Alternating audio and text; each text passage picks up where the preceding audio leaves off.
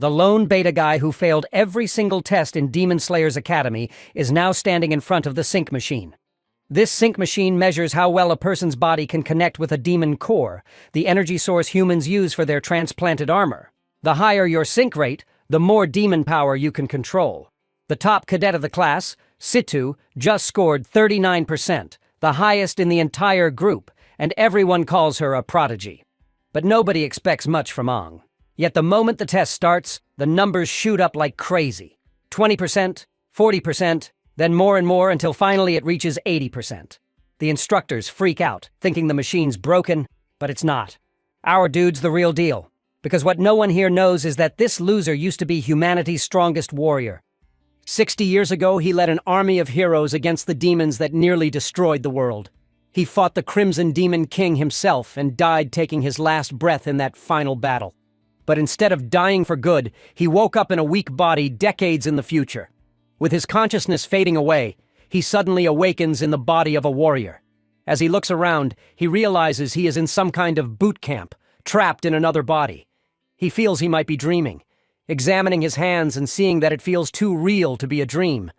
He touches his face and realizes that it's a different face, not his cool, unbeatable, charismatic, yet handsome face, and not his strong metal body. He has a meltdown right on the spot, asking who and where he is.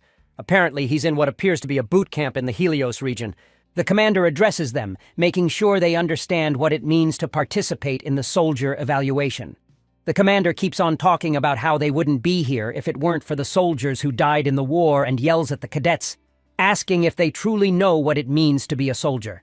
They all confirm. The protagonist, on the other hand, does not. He murmurs to himself about how the information is not correct, but the commander hears him and approaches. He questions him, asking if he doesn't understand the symbol that soldiers represent.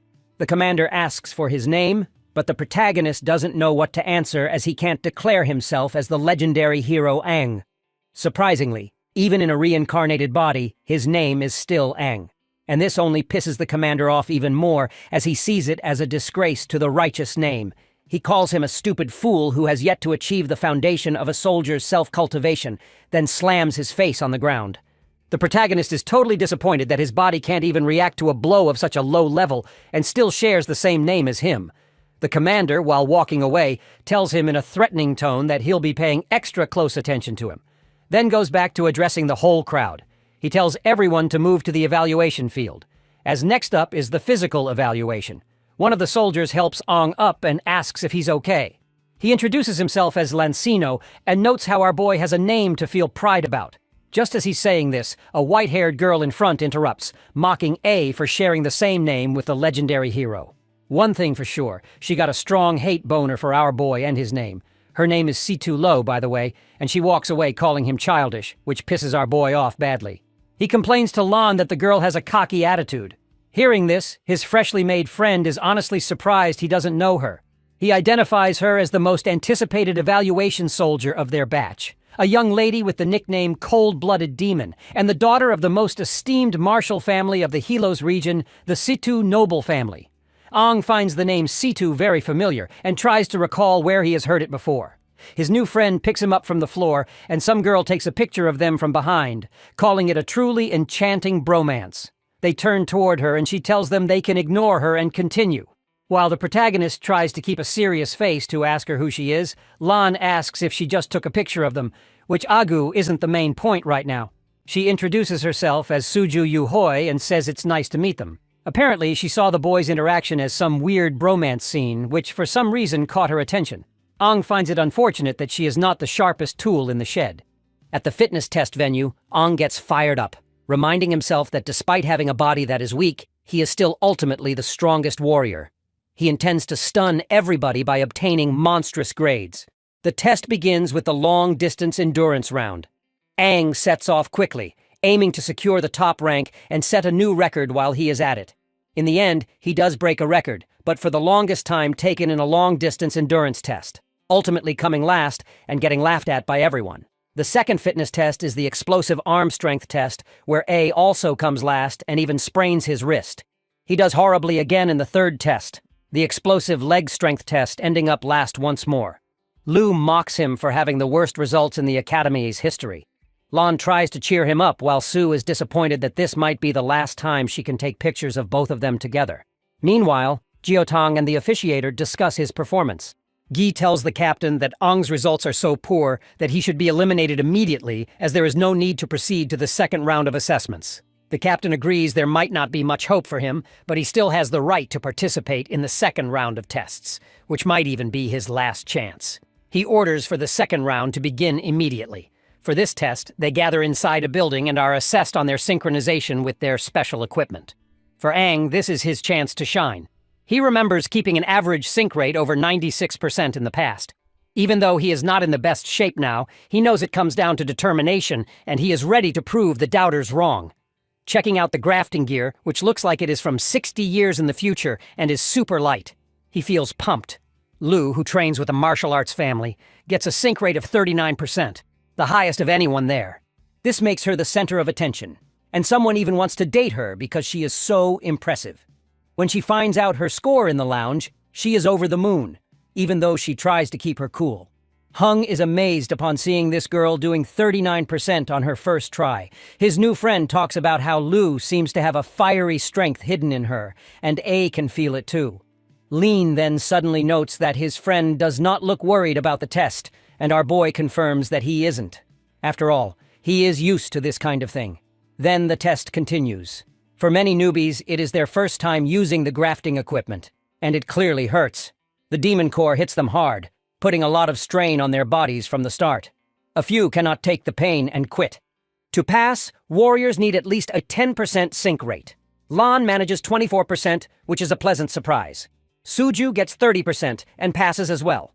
Jiang mentions that this round shows some really promising new talent. His colleague points out that including Suyu, there are 6 warriors who stand out in their group. Jiang agrees there are good prospects, but also some who clearly are not cut out for this. Then it is our boy's turn and people start making fun of him, guessing his sync rate will be low because of his earlier poor performance. Ong is sure that they are going to eat their words. He is determined to show them up and hopes they are ready for a huge surprise. Bro's face is enough to tell you about his confidence. Picks the red core because it boosts physical strength, and he knows there are 6 different demon cores from the battlefield. The common ones are red, yellow, green, and blue. He figures that getting a high sync rate is all about having strong willpower. The more willpower you have, the more power you can pull from the core and control it. When asked if he is ready, he says yes. Once they start, everyone in the lounge feels a strong reaction, especially Lu, who is surprised it is coming from Aang. My guy, on the other hand, is determined to show them the power of a top warrior. By now, Lan has started to suspect that our boy is hiding his true strength. Everyone is amazed when his sync rate hits 40%. Aang feels sure he can push it to 96%, so he increases his effort. The warriors watch as his rate climbs to 60%. Jiotang cannot believe it and wonders if the equipment is broken. A girl reports that it is still rising now at 80%. Some start to think Aang is cheating or that the gear is faulty. But we all know that our boy just wants to prove he is the best and show them a real difference in power. Then he feels a strange shift and becomes extremely tired. He says he cannot go on. Someone asks if he is joking, and it turns out the equipment has glitched. In the end, his sync rate is only 10%. The assistant explains to Gi Tang that the core has broken and is probably faulty, which caused the strange readings. But of course, the commander is not sure if it is just a mere glitch. Aang still passes with 10%, though others think the core is bad. After all, there is no way in hell that such a weak body could achieve such a high rate. Meanwhile, our boy's friend rushes to check on him while Loi feels jealous, thinks someone is stealing her spotlight, and is not happy about it. Lan rescues our boy out of the test room while our poor fella is just feeling grateful that he at least passed with this pathetic score. Suju, meanwhile, is out here busy taking pictures of Lan rescuing his friend. Later, as Aang sits back, he ponders the strange loss of strength, as if something had drained it away in an instant, something he has never felt before. Despite his willpower getting him to 80%, a low-quality core should not have broken like that. Jiotang comes by to congratulate them for reaching the final test, which will be a real fight against demons.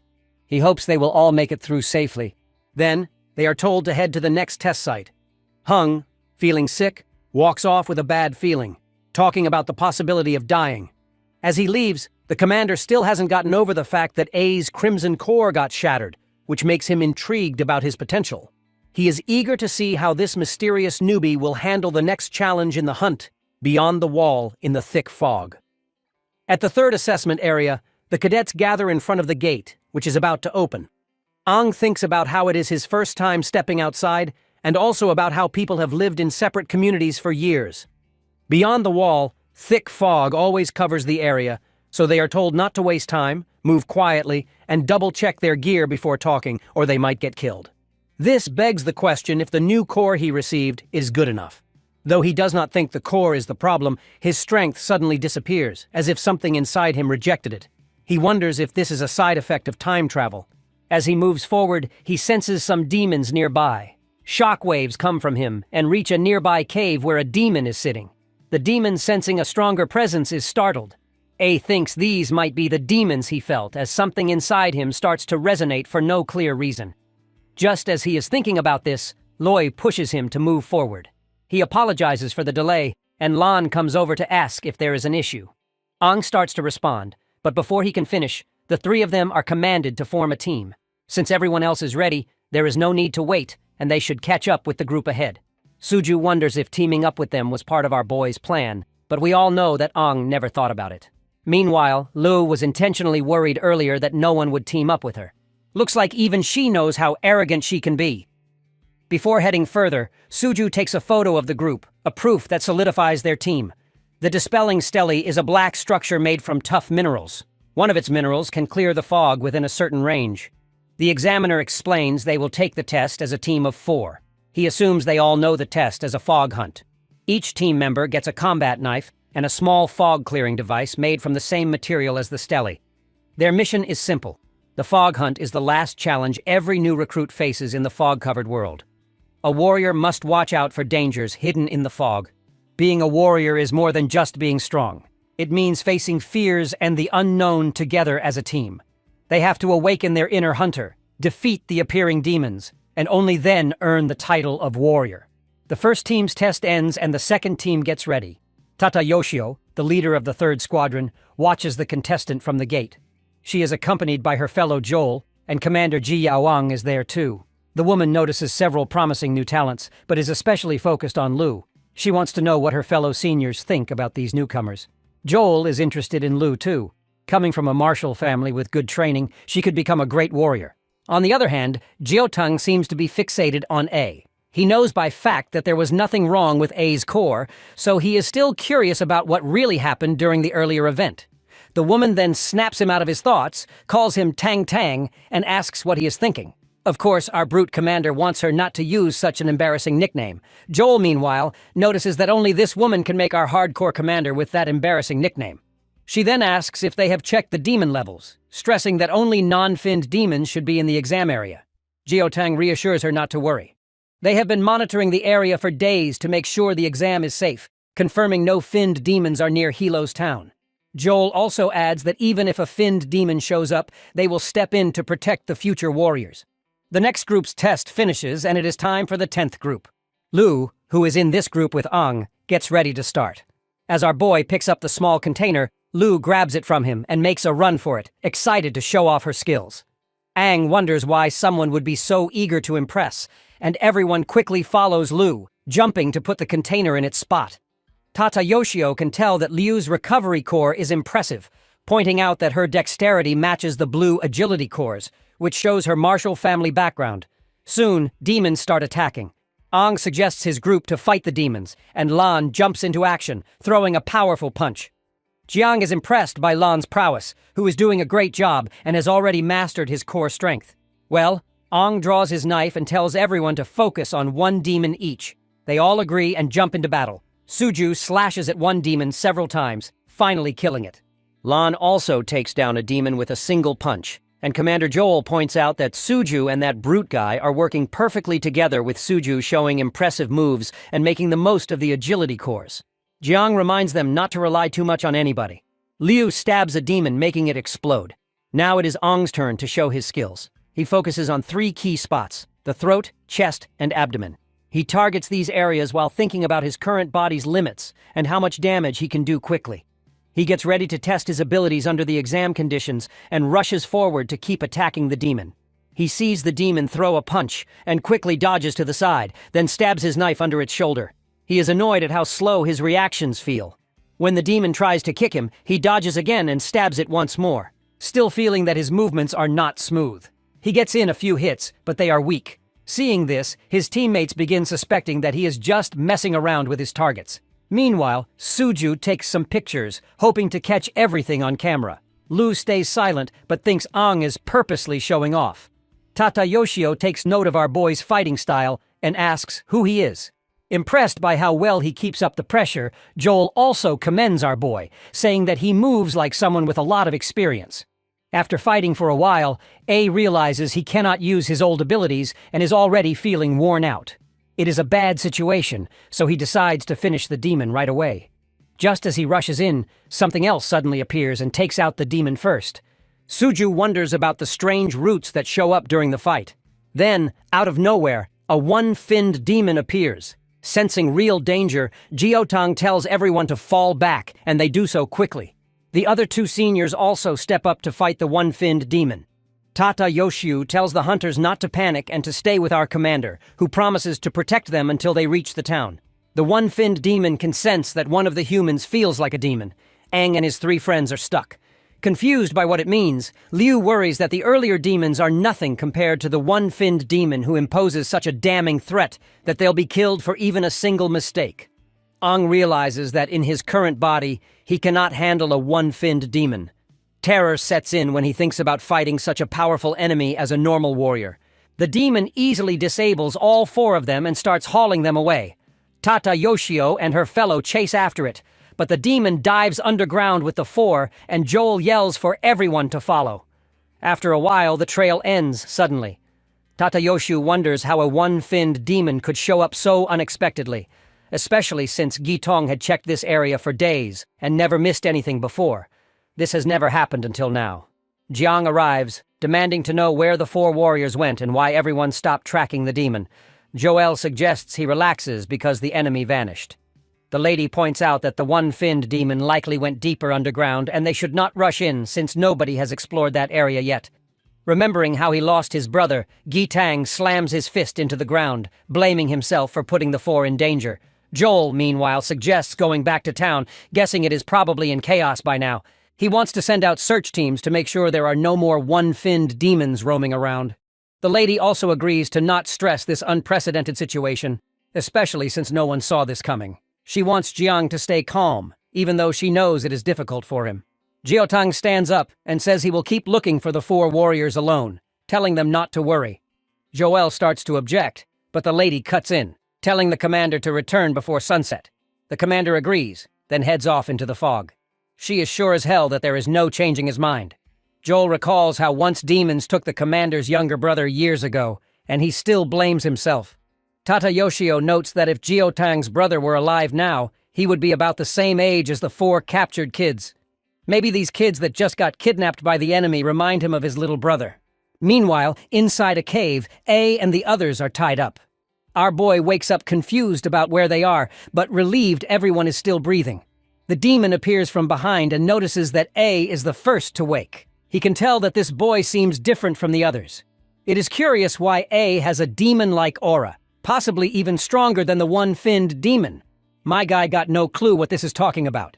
Suddenly, Ong's body starts to glow red, and he snaps the ropes around him. He rushes at the demon, but the demon dodges. He thinks that in his past life, he would have taken off the demon's head before it even had a chance to move. He knows he needs to save the others. He notices the one-finned demon has a red core that boosts its speed and flexibility, letting it move and strike faster.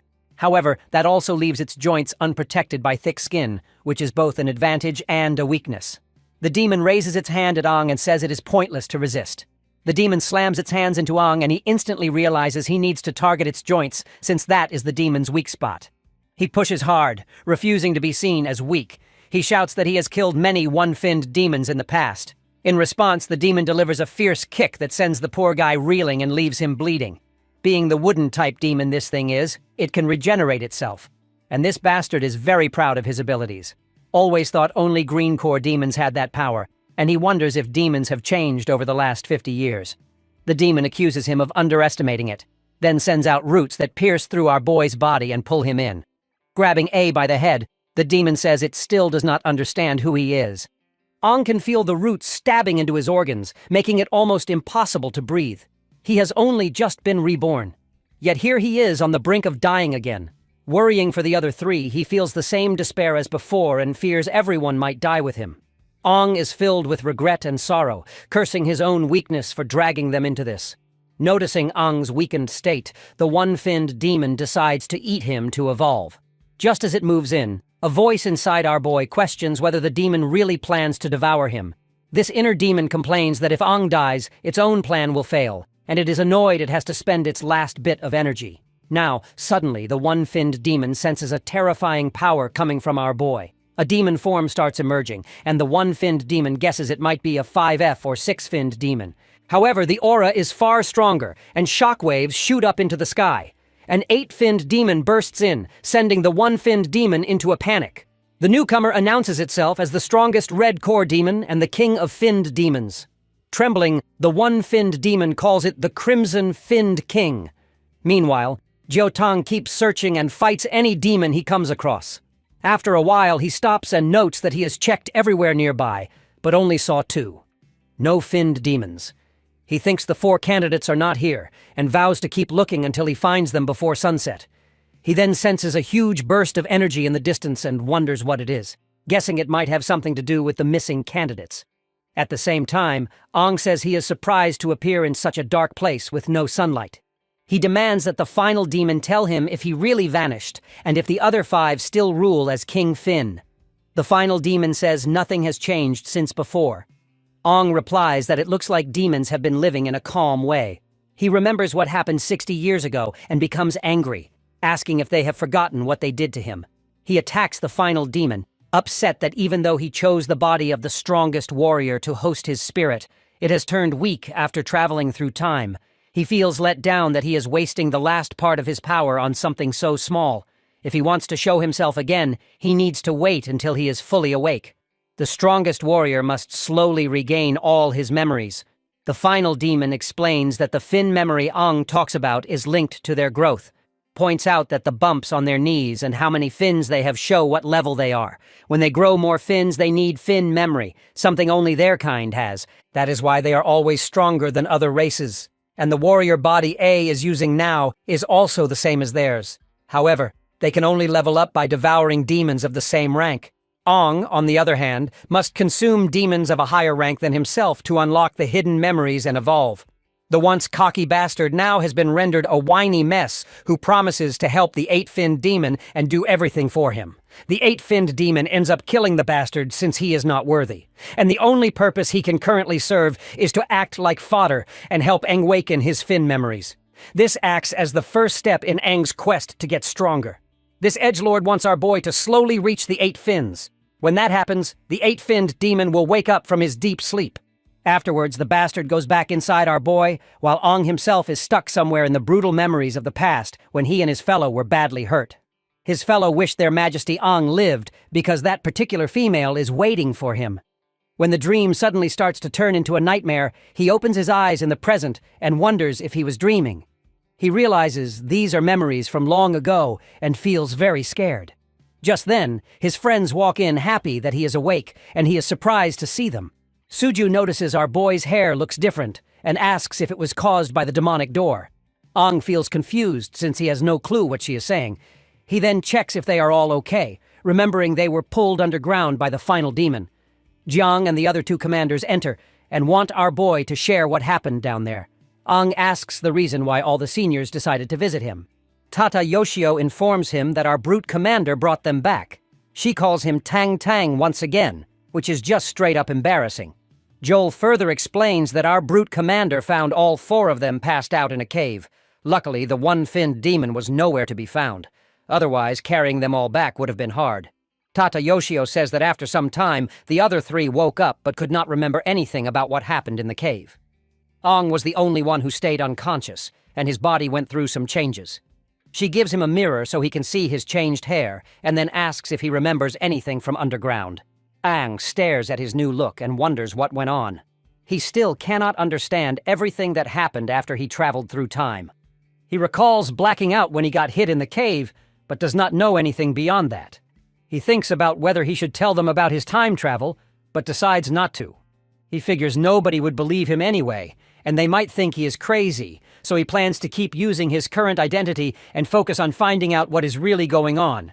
Aang then confesses that he did wake up for a moment and saw they were in an underground cave, but then he fainted again. This gets Jiotang wondering about the blood splatters he saw there and who caused them. Joel looks at our boy and recalls that the name Aang is the same as the mightiest warrior. Though our boy's fighting is good, he is still lacking in some ways. He then asks if Aang has ever fought demons before. Our boy says no and explains that he is interested in demon combat and has studied it, but he never had real battle experience. Since Aang is well informed in this subject, the senior woman suggests our brute commander not to give up on training him properly. Moving on, Aang asks what happened with his warrior test. Su says they passed and are now on the stilt team. Lan adds that due to recent events, Gitong formed them into a group of 4. Liu also chimes in mentioning that they are behind compared to everyone else. Jiang explains they need to do missions to earn points, and because Aang was out cold for 3 days, they have no points so far. Aang is shocked he has been unconscious for that long. The next day, the 4 of them stand in the town in their new uniforms. People talk about the new warriors who came in 3 days ago. Jiotang shows up, congratulates them for becoming official warriors, and praises them for surviving a run-in with a one-finned demon. He says he will be leading their squad, which is one of 9 under his command, and hopes they can do well against the other squads. Aang thinks the rules are tougher than before. Lan asks if Aang really never heard of the squad ranking system. It seems like Aang is a newcomer and does not know much, and right now, they are at the bottom of the list. Jiang explains how the leaderboard works and adds that squads at the bottom get monthly punishments like cleaning duty until the next rankings are out. Hung realizes that might explain why the town is so tidy. Jiang names Lu as the group leader, and no one seems to have any objections except our boy. He doesn't voice his desire to become the group leader and lets Lu be happy about his new job. Jiang then instructs them to pick missions from the board and get used to using their nano wings in fights. He says they can talk to him if they run into any problems. When Jiang leaves, Lu suggests they look at the missions because they have a lot of catching up to do, but the photographer girl says there is something more important first. They need a group photo, so they quickly take one. Later, Jiotang asks his fellow seniors what they think about everything. Tata Yoshioku says that just like our brute commander had noticed, there were no fin demons left in the cave. They all seem to die from some kind of explosion, leaving blood everywhere. This is why our brute commander suspects the 4 candidates did it and admits that he feels uneasy about A and notices something familiar about his smell. Tatoshio tells him not to worry too much and says she is just glad the 4 came back safely. She also wants him to train them well so they do not lose to her team. Jiang is really serious about suspecting A, so Joel suggests they keep an eye on the kid. Meanwhile, at the mission board, A is happy to see all the missions are at the A level, each worth 10 points. Lan says A-level missions are the top tier, while Suju adds they might also be the hardest ones. The guy further explains that B-level missions give 6 points and C-level missions give 3. These lower-level missions are simpler and safer, but A-level jobs are known for being deadly, and people often lose their lives. Lu looks at the 3 missions listed, and along with A, she suggests taking them all. Once their quest begins, the 4 of them start running and A activates his core. His nano wings appear, but one wing catches on a rock. Focusing on the energy from the nano wings, he manages to form a sword in his hand. He thinks about how much Nanoc has advanced in the last 60 years. They hide behind a rock.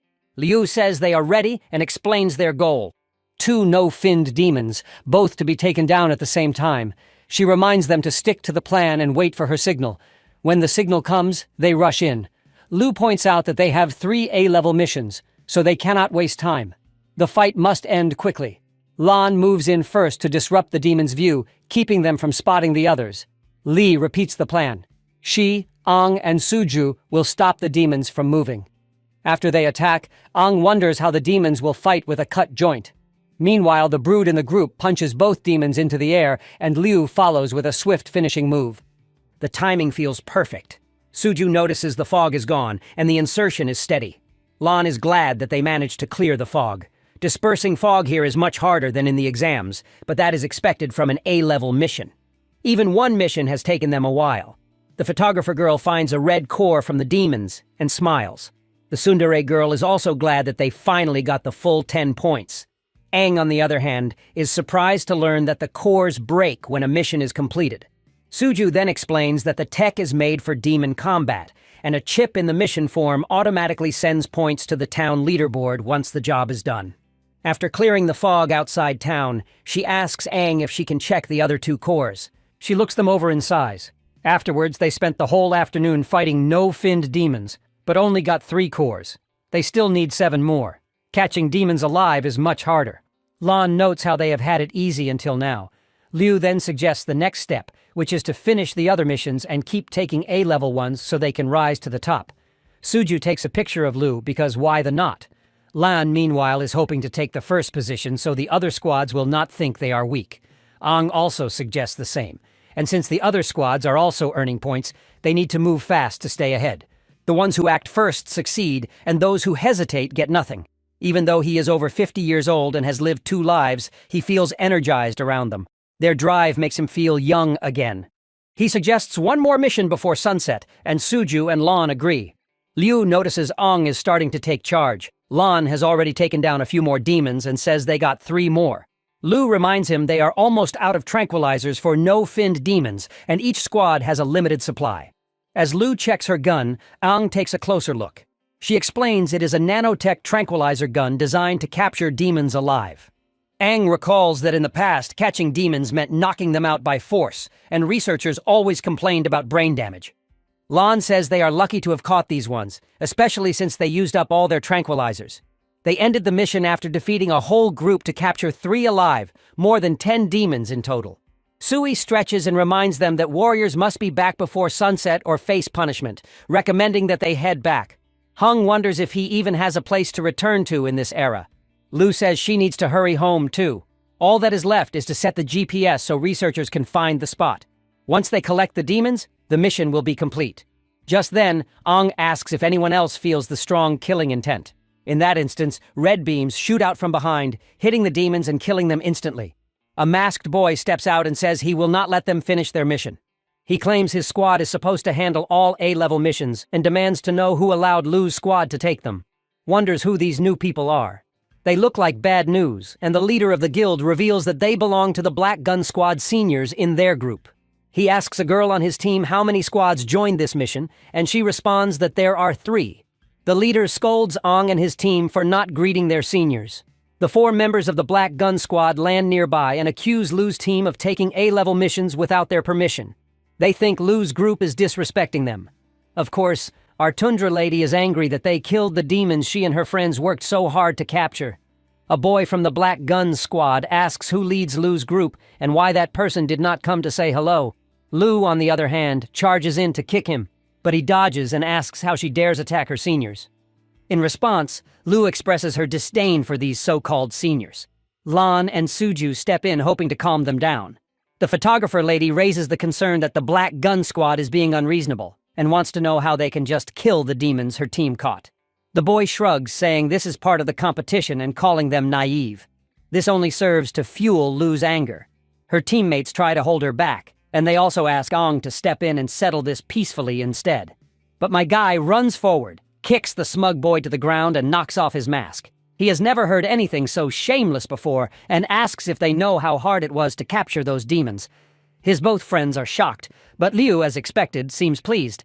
The boy, now unmasked, tells Aang to get ready for a fight. Liu also wants to fight. Just then, Jiotang appears and stops the both parties, pushing them apart. The commander is looking annoyed, reminding them that the sun is setting and warns them not to stir up more demons. But that scumbag boy says his team is the victim who got attacked by our boy. But our photographer girl was ready for this moment and showed photos of the Black Gun Squad killing the demons that Liu's team had captured. Lan asks when Suju took these pictures. Jiang reminds our team that they shouldn't have taken the A-rank mission. In defense, Liu reports that they were about to finish it until the Black Gun Squad got in the way. Well, the commander brushes off the entire ordeal, admitting that the Black Gun Squad had similar run-ins when they were new too, so he is not going to do anything about this situation. It is up to each squad to deal with these problems. All that matters is earning points at Katada. Direct harm or risking other warriors is not allowed, but everything else, like messing up someone else's mission, can happen. He reminds them that these rules are the same for everyone and they will see worse things in the future. He only stepped in because it was almost dark, so he told them to head back to town. He calls out the Black Gun Squad because it is embarrassing that they were getting bested by a rookie team. As the boy leaves, he asks for Aang's name, and our boy generously gives it. And the boy, looking unsettled, turns to his teammates, recalling how A's name matches the mightiest warrior. He vows not to let our boy and his squad gain easy points. He also wants A to pay for the cut on his face and the humiliation. Then he puts his mask back on and leads his squad away. Jung notes the Black Gun Squad is not the top squad, but they act fast and might try to mess up Lu's group again. Their leader also uses a gun, and though the boy did not show it, Jiotang admits the boy is strong for a newcomer. A real fight might go either way.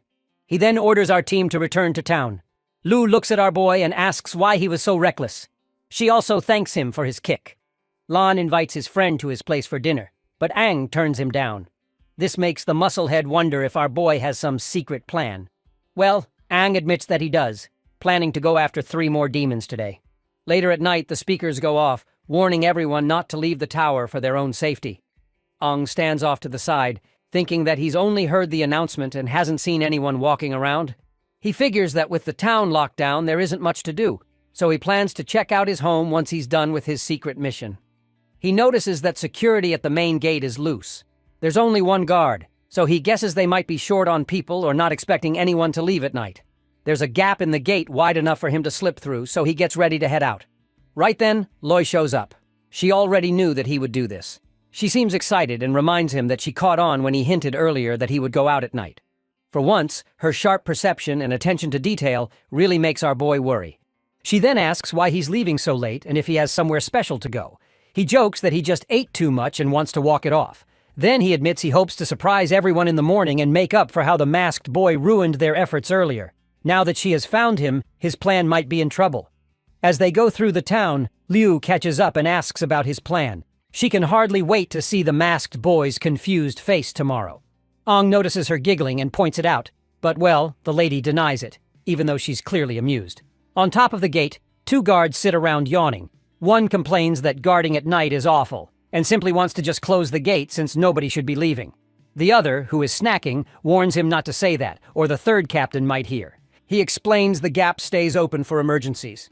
You see, a few years ago, some refugees showed up and were attacked by demons because the gate took too long to open. So now, every town leaves a gap just in case. The 1st guard apologizes and the 2nd tells him not to worry as they will get used to their grueling job. Then he pulls out an adult photo book. The 1st guard notices it has new pictures of female warriors from other towns. But this isn't surprising since it cost a shitload of money.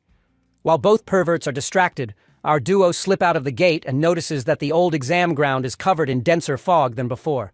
They move to another spot where Lu says it is less likely they will be noticed because it is far from the walls and there is a rotting forest for cover. Our boy then narrates the plan for her. He will lure the demons out and she should aim for their heads. They will rely on pure strength to knock them out. He steps into the fog and tells her to wait for him. Leo trusts Aang's skills, but still feels uneasy as he disappears into the thick mist.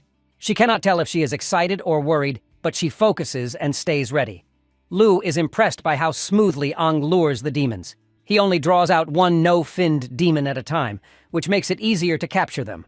For her, this brute force way of fighting feels new and fun. She learns it quickly and does well. When Aang signals, the girl moves in, and together they handle the demon with light but precise hits, almost like they are toying with it. They keep going until it passes out, which reminds her of their old methods. Exhausted, Aang thinks about how much more training he needs in this new body, even though he used to grab no-finned demons easily in his past life. Counting this one, Lu reminds him that they have just caught their 3rd demon and she is worn out. In response, he instructs her to leave them all there. The girl hesitates and asks if he is sure. H is confident about his decision, especially since the no-finned demons are not smart enough to rescue each other, and they probably will not try going into town. Knocking them on the head keeps them unconscious for a while so they can finish things in the morning. The girl is impressed how he knows so much. Her response makes Aang realize he might have said too much.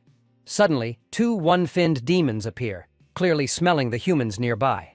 Aang is worried that 2 of them have shown up at once.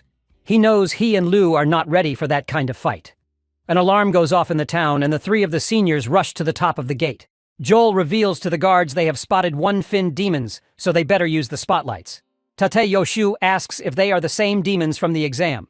Jiang confirms that they are not the same ones. The guards spot the two one-finned demons, prompting Joel to wonder if something is pulling them closer. He tells everyone to stay calm, close the gates, and get the defense cannons ready, but Jiang yells not to close the gates because someone is still outside. He is furious to see our duo out there and demands to know why they left town so late. The senior woman desperately wants to know what the both kids are doing outside at this hour. They spot 3 no-finned demons tied up, which makes Jiang realize that these 2 kids came here to make up for the mission that got ruined earlier. Joel isn't surprised since this is a typical mistake for new warriors who act too boldly. Even then, Gi Yaoang becomes angry and decides to punish both of them once they return. He charges toward the demons, and Tata Yoshio tells her fellow senior that she will follow Ji Yao Tong, leaving the rest to him. Joel sighs because his well-deserved night of drinking is ruined. Meanwhile, when the one-finned demons see the warriors, Ong tells the girl to hold off. He wants them to wait for backup and see if he is the real target. He wonders if this is the same thing that happened before, possibly linked to his reincarnation or that strange event in the tunnel. Lu, meanwhile, suggests they fight together. One demon asks if they plan to resist, then focuses on Lu and calls her useless. Instantly, that bastard lunges to attack them, but A pushes the girl away, saving her, and the demon comments on Ong's quick reflexes. Leo kicks the demon and notices water, wondering if her aim was off. The second demon traps her with 3 strands. The first demon warns Ong to stay sharp. Suddenly, Jiotang arrives and delivers a punch to one demon. He vows not to let them hurt the kids and tells everyone to stay calm. Tata Yoshioku sees that one demon is a blue core, a water type, and the other is a red core, an earth type. So, she decides to focus on rescuing Lu. The earth demon is grateful to the gods that he managed to block the hit, or else he would have lost his ugly head. Joel thinks they are at a standoff and tells them to pause the cannon fire. A girl comes over and reports that a large number of no-finned demons is on the way. Joel asks how many, and she reports an entire horde. With so many demons closing in, Joel orders the alarm to ring and tells all warriors to get to their stations. As the alarm blare, everyone scrambles onto the wall. Seeing the entire horde, Jiotang can tell that these bastards came prepared. Aang notices the demons are heading straight for the town, and Tat Yoshu says the 2 one-finned demons must have called them. Meanwhile, Lu shouts not to worry about her and to protect the town. She blames herself for being careless and feels like she is a bad leader. Suddenly, a demon covers her mouth so she cannot speak. Jiotang and the others pull back, and the second demon attacks them. The brute commander warns Tata Yoshu to watch out, and she manages to break some spikes being thrown at them. Ong notices the demons are not really targeting him. As he moves past one of the one-finned demons, it tells him to keep going. Jiang sees the demon let Ong pass and wonders why. Then the demon lunges at them again, warning that if they are not careful, they will die. Meanwhile, another demon drags Lu away. Ong suspects it is a trick to split him from the captains. He tries to stay calm, knowing he is not strong enough to rush in blindly. The 2 seniors shout at Ong not to chase Loi, saying he does not stand a chance against a one-finned demon, but Ong cannot forget how familiar her eyes look, and he cannot just leave her. Ignoring their warnings, he runs off to save her. The demon places Lu on the ground and talks about how interesting humans are. It is heard that humans often scream when they feel hopeless, and it demands that she beg for mercy to satisfy its curiosity. Noticing Lu's mouth is covered, the demon figures out why she isn't screaming. It removes the cover and tells her to beg, but Lu refuses. After all, a lowly one-finned demon does not deserve her pleas. The demon questions why she thinks it is not worthy, and Loi answers that she comes from a martial family. She will not kneel to an enemy because showing weakness is shameful. She demands either death or a fair fight. Upset by her words, the demon hits her and gives her an ultimatum that she will die. Just then, Ong shows up and tells the demon to let Lu go. The girl is surprised to see him alone and asks why he is by himself. The demon, on the other hand, is happy that its plan worked and that our boy, the real target, has arrived. Hearing this, the girl begins to wonder why A is the target. Our boy asks if she is okay, to which she responds positively, but asks why he is here alone. She warns him he cannot keep up with a one-finned demon and should run away. The demon hits Lu again, telling her to stay quiet. Aang pleads with it not to harm her and says it can take him instead if it leaves her alone. The demon ignores him and attacks, saying they will all die anyway. Aang tries to strike back, but the demon dodges and counters. He notices his body cannot react fast enough. The demon notices that Aang smells like a demon and wonders why. Aang is surprised to realize that this demon might be water type. making him wonder about how demons have changed a lot in 50 years, gaining many traits. His weaker body can only copy old movements, so he cannot fight for long. Liu worries that Ong will die at this rate and curses him for coming alone. She decides she cannot just stand by. Ong finds a moment to strike, but the demon mocks him, mentioning how he already killed a one-finned demon in the cave. It wonders why he is so weak now. Of course, Ong has no idea what the demon is talking about and does not remember ever liking a one-finned demon. The demon does not like Aang's tone and wants to punish him. It does something painful to Ong and warns him that if he lies, he will die. Then it attacks Ong again, sending him crashing into some trees. The poor guy feels a sharp pain, worried his organs might be badly hurt. Elle sees him in trouble and feels she must help. The demon walks over to him and threatens to eat him if he does not give up the information. The bastard expresses his desire to evolve by devouring our boy. As it reaches for Ong, the girl suddenly charges in and kicks the demon away, warning it to leave her teammate alone. Seeing her, Anne can tell that she must have forced herself free, noticing her wrists and ankles are burning. The girl bravely faces the demon and dares him that if it wants to kill someone, it should kill her. Being the leader of the group she is going to defend her fellow teammates until death. The demon agrees and tells her not to dodge. It then sends attacks at our boy from different angles, and that gigachat of a lady stands still, blocking each one. Aang shouts at her to move, but the girl refuses to comply since she doesn't want him to get hurt. She tells him to keep quiet and let her concentrate. Suddenly, spikes shoot up from the ground and pierce her feet. The demon grabs her and says it will not kill her right away. Instead, it will humiliate her and finally make her scream. Ong lies on the ground trying to rescue his friend but feeling hopeless. He thinks it is unfair that even after reincarnating he has to watch a teammate die again. He hates that he is the one who needs saving and wonders how he can protect anyone if he cannot protect himself. Why he must go through losing his teammates again and why he feels so weak. Suddenly, he releases a huge aura breaking Lu free from the demon's grip. Seeing our boy move so quickly, the demon is surprised. Aang, meanwhile, is feeling proud of Lu as she did well as a first-time squad leader. From this point onward, he will handle things. He then gently sets her down. Suddenly, the demon picks up a familiar smell from Ong and thinks there is a secret behind him. Ong himself feels a strong power rising in his chest, like it is about to explode. In a burst of rage, his core shines with blinding light. The demon wonders if it is a kingfin core. Lu sees rays coming from our boy and faintly notices him going up against that monster. Seems like our boy has awakened his own one fin. Meanwhile, the seniors are fighting another demon. That demon senses a strong aura like its own, and Jiao Tang punches it. Then Tata Yoshiu kicks it, leaving a big hole in its body. Angry, the demon starts glowing, ready to self-destruct in the air. The woman senses that it is about to self-destruct and asks Jiang what he plans to do. The demon shouts that all humans will die. But right then, a spear-like blast from the defense artillery shoots it far away. Thankfully, it was defense artillery that took down the monster before it exploded.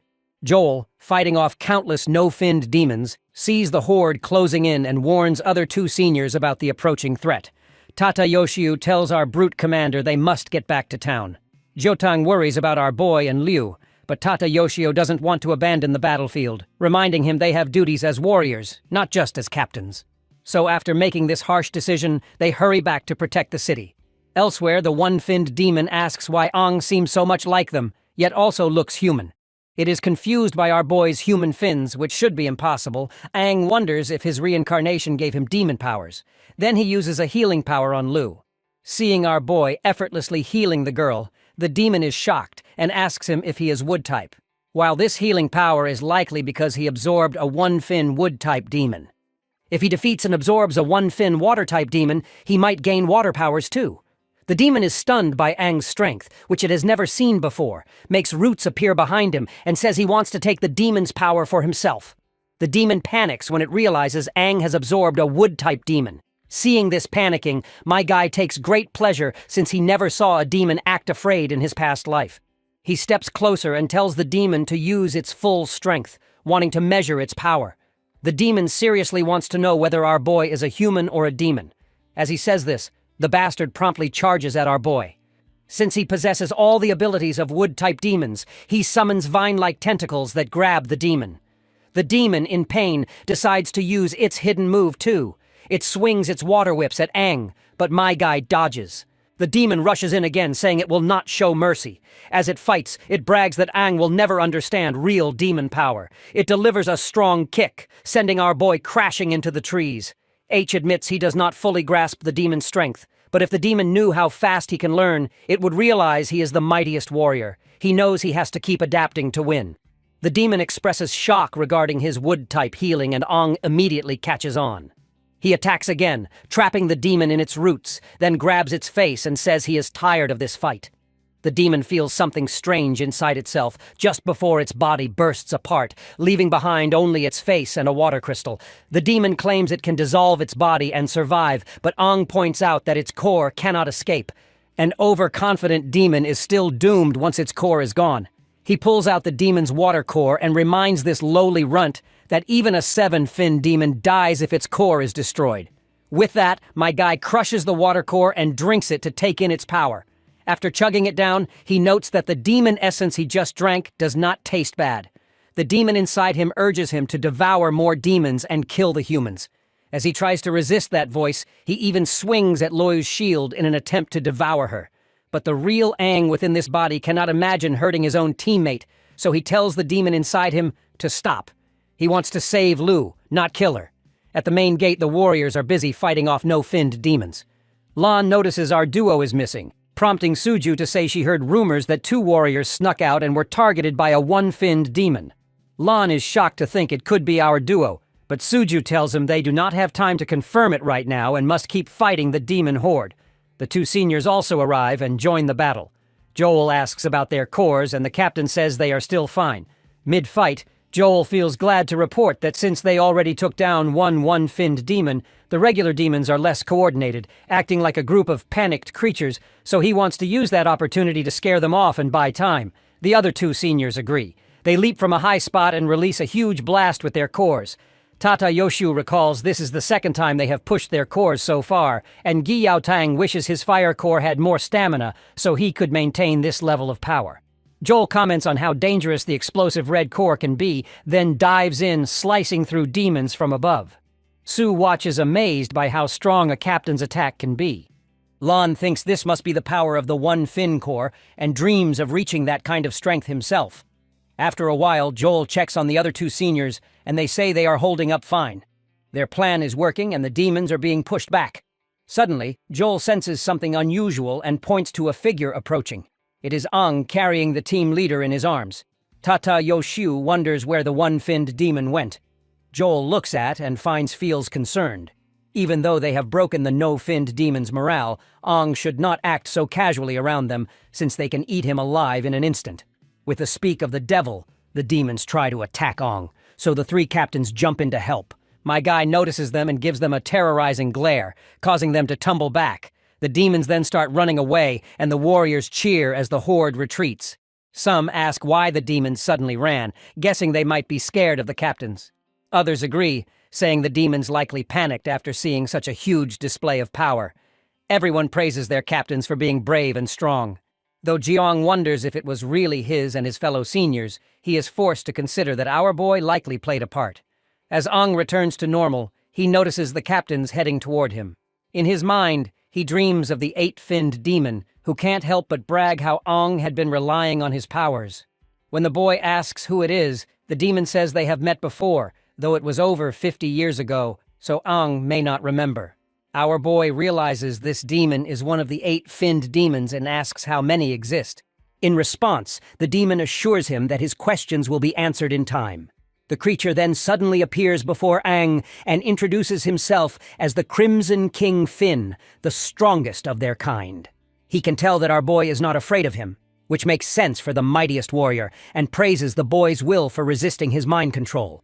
The Crimson King then promises not to hurt him. When our boy asks why the demon chose his body and what happened to his old one, another 8-finned demon steps out from behind A and touches his face, saying he will understand later. He explains that Ang's body is now bound to the power of Crimson, and for both their sakes, the boy must work and level up. With time, they will both get closer to perfection. Ang becomes angry as he doesn't like how these demons consider humans lowly runs.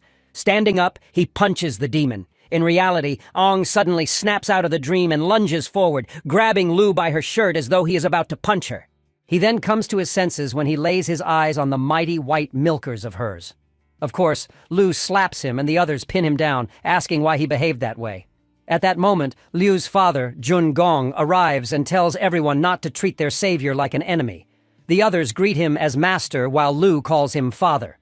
For context, Joel explains to our boy that Sunong is the head of the C2 martial family. He is surprised that Ong does not recognize him, even though he is from Halos 2. It all starts to make sense to our boy. Since he is the father of his team leader, then this man must be taking care of him for saving his daughter. So he apologizes to Shun Gong for causing trouble. The Big Cheese thanks our boy instead for saving his daughter, speaking on behalf of the C2 family. He then tells the three captains they can stay in the training area for a while and mentions there will be a celebration that night for the victory over the demon horde.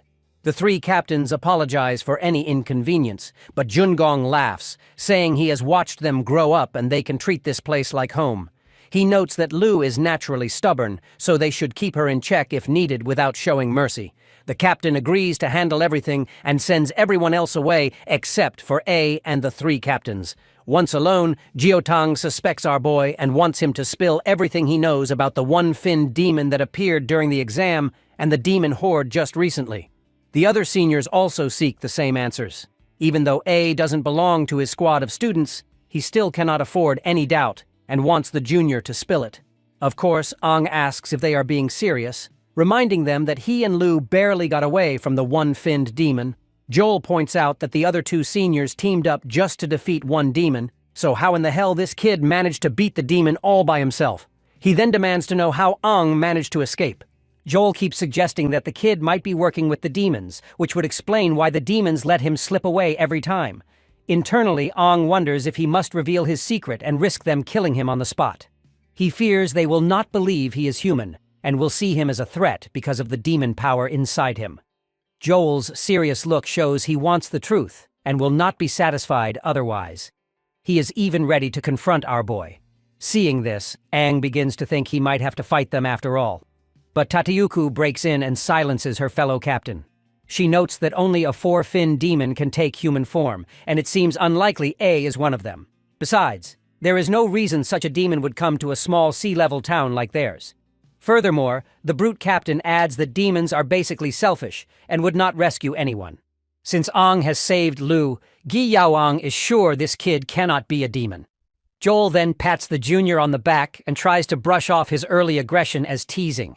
He recognizes that Ong and Liu nearly died and must be worn out. In her report, Loi recalls passing out after battling the one-finned demon with no memory afterward. So, the senior is curious how A got her out.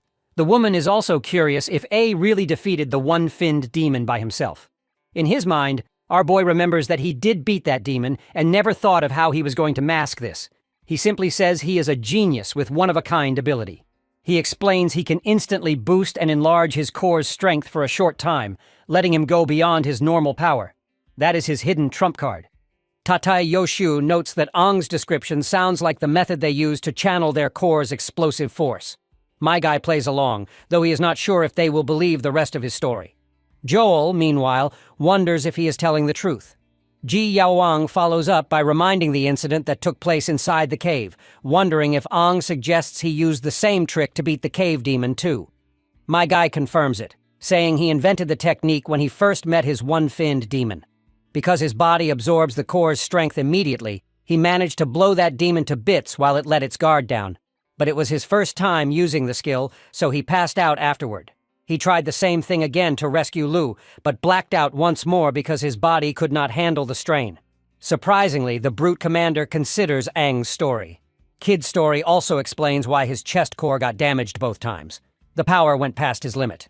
Tata Yoshu agrees that if everything Aang says is true, it makes sense that he finds it too hard to manage. She points out their own technique is similar, but they have trained to lessen the toll when using explosive power. Since A cannot control it like they do, the woman warns him not to try again until he learns how to handle it. Gi Tang also shares the same thoughts, though he is itching to have a spar with our boy just so he can gauge his student's potential. Eventually, they move to an open space and Aang readies himself to face his commander. He can tell that his captain still doesn't trust him. Gi Yao Tang, all said and ready, gives Ong a chance to strike first. The boy braces himself, wondering how to fight someone like Gi Tong. You see, our boy's current power is basic compared to his past abilities. His body cannot handle an all-out fight, and he debates whether to use the demon power inside him. Suddenly, Jiao Tang speeds forward and attacks, but my guy dodges instantly, though the impact destroys part of the area. Tata Yoshiu shouts at the brute commander to tone it down. The man in question is busy admiring his student's reaction time, which is not bad at all, realizes he is relying on old life experience and is already near his limit. Jiang attacks again, forcing our boy to evade. Once again, Jiong wrecks large sections of the training ground as if it were his backyard. The captain then swiftly grabs Ong by the neck and questions if that is everything he has. Ong feels he cannot break free and is slammed into a sidewall. Jewel watches and doesn't like how the captain is going too far, suggesting they stop him, but Tata Yoshiu is sure that our brute commander would not hurt someone for no reason. The big brute keeps mocking his student and questions if he really deserves to be called a genius and cannot stand being looked down upon. He remembers being called a king by warriors and thinks if Jiang knew who he really is, he might treat him differently. Having claimed to be a genius, Ong feels he must prove it. He decides to stop holding back and uses the demon's strength. He releases his aura, startling Tate Yoshio. He challenges his senior because it is now his turn to attack. The brute captain feels this massive aura coming from his small student. Ong thinks that by using the demon's power, he can make the low-quality core in his chest work better. He feels he can unlock his body's full potential just by changing his mindset. Joel wonders if he can also feel the synchronization improving. While the woman questions if it is even possible for a small town like Halos to have someone as talented as Ong Jiang, also notices that Ong's synchronization rate has risen to 40% and is still climbing. In comparison, Lu's rate is at 39%, which means our boy has now surpassed her. My guy warns his senior to stay focused before rushing forward to punch him. Jiang realizes the kid is now twice as fast, but my guy brushes it off, remarking that his improvement is only slight. Jiang thinks Ong is taking advantage of moments when his reaction slows and is using low strikes to confuse him. He also sees that the kid is not fighting recklessly. My guy then kicks the captain again. Watching closely, Joel is forced to notice our boy's relentless attacks and wonders where he learned to fight so well. Just then, the big Chi Shun Gong arrives, warning that it is not safe to stand too close to someone like Jiang, who was a tough fighter.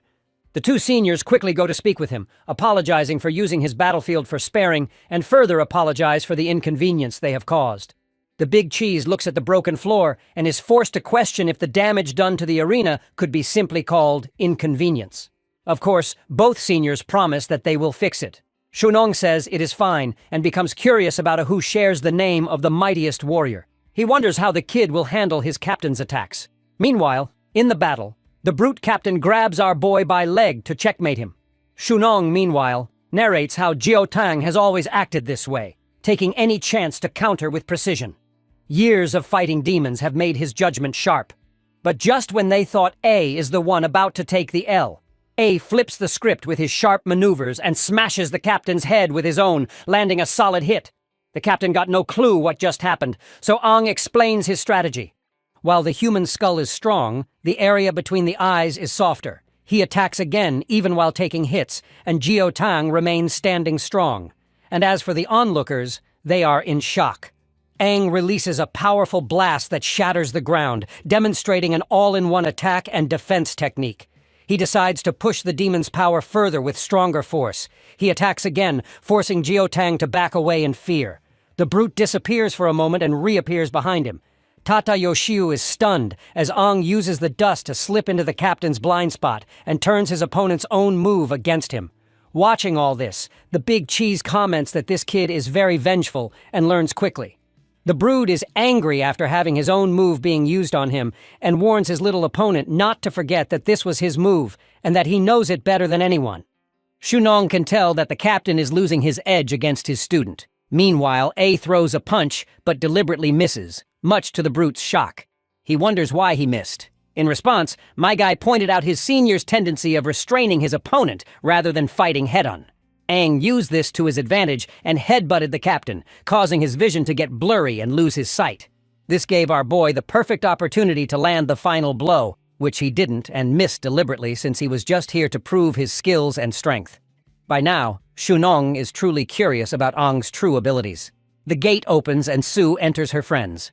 She is here to remind them that the dinner is almost ready and that Lu's family has prepared a large meal in the big room. When she looks ahead, she is shocked at the destruction around them and quickly puts all the blame on the captain. Meanwhile, Joel teases the brute captain for losing pathetically. The big cheese then cuts through the chatter, reminding them that the sparring is over and invites them to dinner. H is hungry too, and thanks Shunong for the invitation. Shunong reflects on A's determination, power, control, and battle experience, concluding that this kid has great potential. As our boy walks off, the father teases his doing daughter, embarrassing her by shipping them both together. Later, everyone gathers for dinner. Shunong raises his drink and speaks for the town. He thanks them for protecting everyone and honors the warriors who fought hard. He especially praises A for saving his daughter. My guy stands up and says there is no need to thank him, though he gets hit by his commander as he is about to take a sip of alcohol, reminding him he is not old enough to drink. But our boy argues he is 18 and asks, and this is exactly why he was eligible to join the warrior's exam. As the atmosphere is lively, the big cheese smiles at her daughter, still shipping our boy with her. We then shift to the last conversation that both father and daughter had. He thinks Lu is very skilled and that A's talent is just as good as hers. So if the boy is that capable, a strong girl like Lu might like him. The girl thinks about this and decides A is a bit silly. She stops thinking and starts eating as Suju begins speaking. She talks about how great the food is and says it feels luxurious. Let's not forget Lan is also here. He asks our boy how he defeated the one-finned demon. Jotang explains that Ang pulled a lot of power from his core, making him stronger for a short time.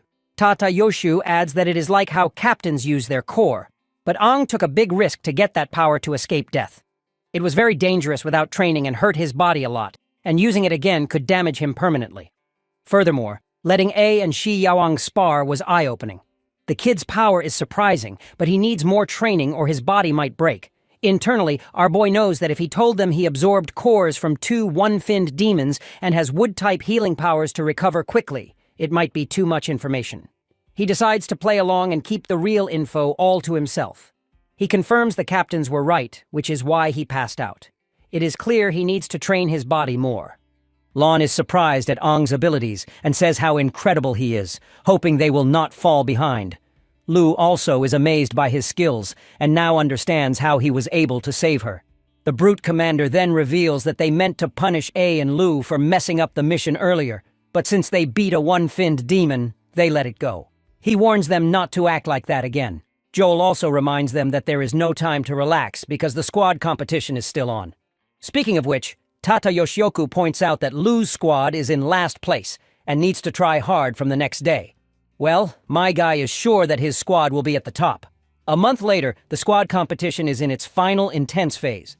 To get more points, squads go for A-level missions, which are tough. Leo talks with her squad and decides they will target a fattened sheep for high points and challenge other groups. The leader of the Black Gun Squad mocks our tsundere girl for making such bold decisions of challenging them, reminding her of the kick she got last time. Lu doesn't take the guy's crap and challenges the bastard for the 10-point duel. The bastards are more than willing to accept the challenge. They are ready to settle the score with our squad for what happened before. The scene moves to the town sparring arena where everyone hears about the duel and talks about it. The Black Gun Squad leader reminds our party that the audience is growing and it is not too late to back out. He warns that if the Black Gun Squad looks like they are bullying Lu's team, it will look bad on them. Well, my guy believes that the outcome is still unclear and they better settle it with fists instead of empty talk. Luckily, the opponent's team's vice leader is a girl who can handle our squad along with Lu. Or at least that's what these scumbags think. My guy tells his opponents not to underestimate Lu just because she is a girl, since she is far from average.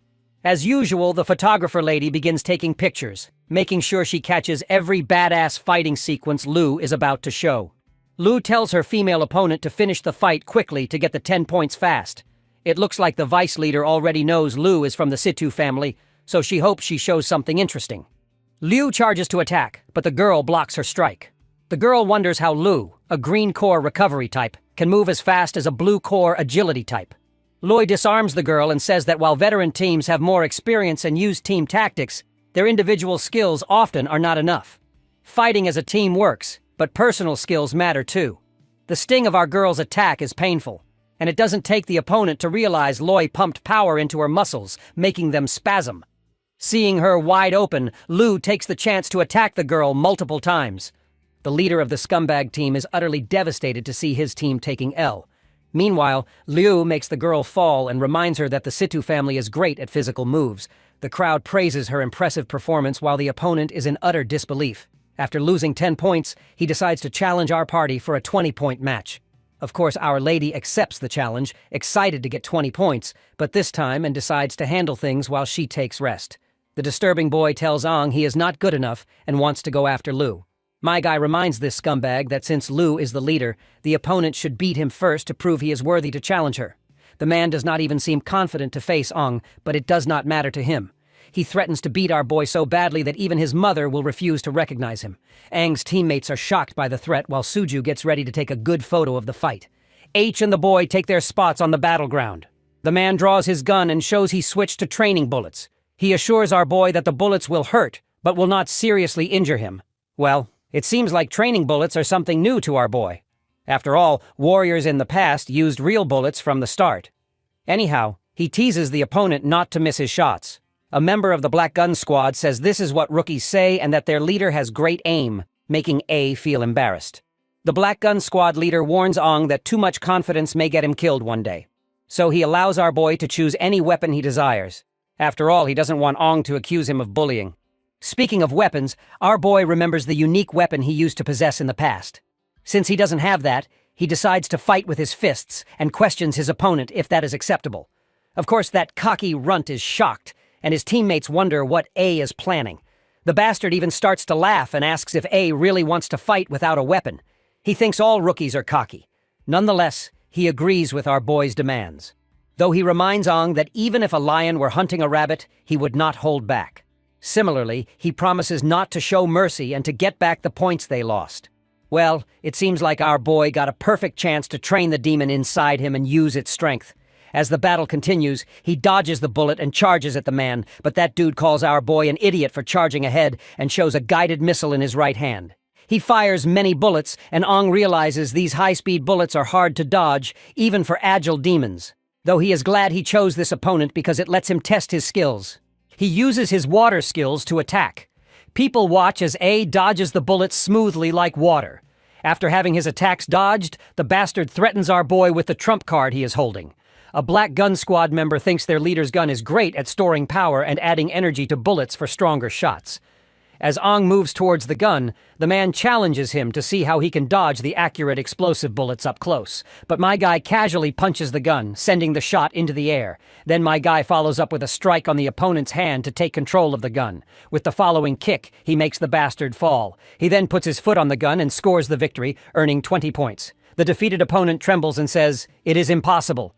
Lan and Mina praise our boy for his performance. Lo, not clearly seeing what happened, wonders where Ong learned these skills. The squad gets 30 points from their fight with the Black Gun Squad and catches others' attention. Soon, many more warriors, including older squads, come to challenge them for the thrill of winning. Lu's squad takes these challenges with points at stake. They win more than they lose, and their points rise quickly. By the end of the month, despite other squads being jealous, Lu's squad is at the top and makes it to the finals. Eventually, the final competition will be between 3 squads. The scene then cuts to the Coliseum where the final battles are supposed to take place. The 3 seniors are making their way to the Coliseum, and Joel gets emotional every time they go back to the ruins at the end of the month. Watching their squads improve step by step is really heartwarming. The woman is just fascinated by how Lu's squad jumped to the top of rankings in just a few days by beating 8 teams. She heard they used their points strategically to challenge other squads and won most fights, though she believes that this method is silly and asks our brute commander to stop it. But Jiang says they earned points through their own strength, and there is no reason to stop. He adds that with Ong and Lu on their team, they are already strong.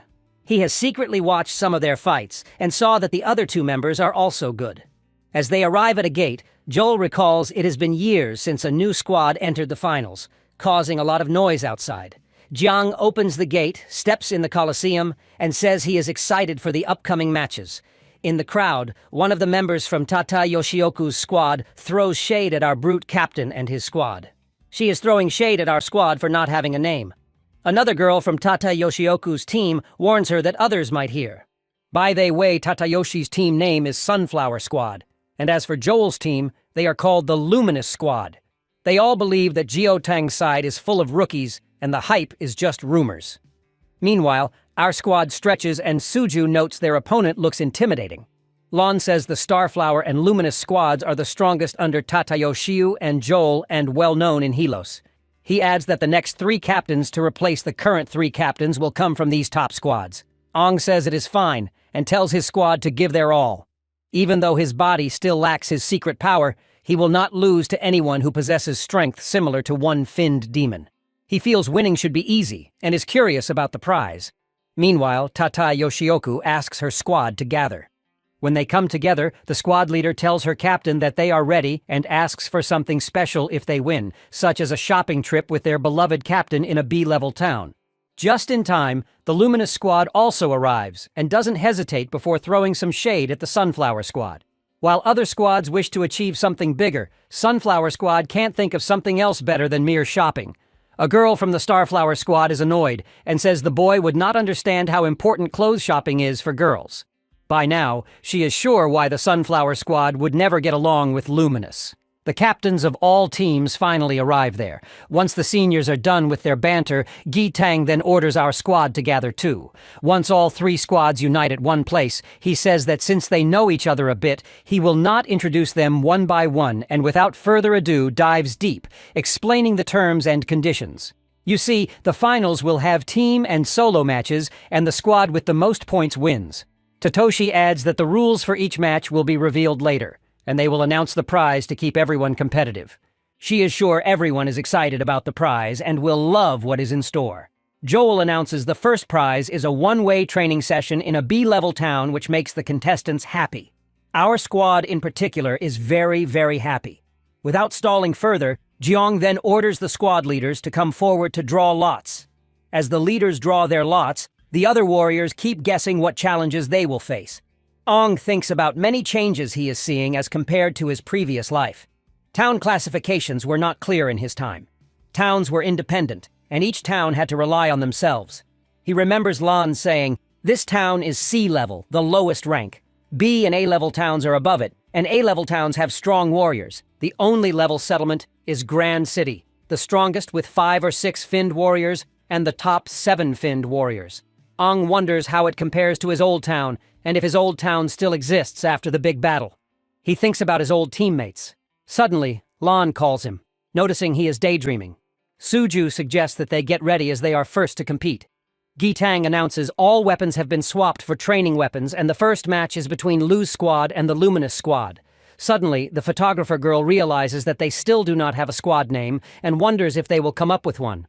Lan agrees, saying they need a good name for when they become famous. Ong says it is a good idea and they should talk about it later. Meanwhile, Lu feels nervous. The leader of the Luminous Squad sneers, asking how a ragtag group like theirs can win. He tells his members to focus on taking out their opponents, leaving Lu to him. The battle is signaled to begin. Lu realizes that this will be a match where everyone will be fighting one-on-one, but this strategy only favors the stronger opponents. She regrets the situation and tells her team to group up. Ong sees that Lu has seen through their tactics. Our squad's best move would be to eliminate their leader. He notes that the biggest flaw in the Luminous Squad's strategy is if they lose their leader, the whole team falls apart. Lu's judgment is good, and Ong thinks it is great. But the opponent also orders his team to regroup and change tactics, and they all latch on our girl, Lu. Lu also tells her team to support her by covering her moves. Her teammates quickly block the other 3 Luminous Squad members with precise strikes. The Luminous Squad leader sees Lu moving directly toward him and warns her not to underestimate him, and he too rushes forward to fight Lu. The boy attacks with a small red rosing. The girl quickly instructs her team to close their eyes to stay safe. She thinks the boy used energy in his hand to make a flashbang that even hit his own teammates. Watching this scummy technique, Jeong is annoyed at Joel for not teaching the Luminous Squad leader how to fight without cheap tactics. While the flash might work in one-on-one fights, it is bad in team battles because it affects teammates too. Joel replies he told the boy many times, but he did not listen, and sometimes habits need a hard lesson. In the battle, that cocky guy thinks rookies should not act arrogant.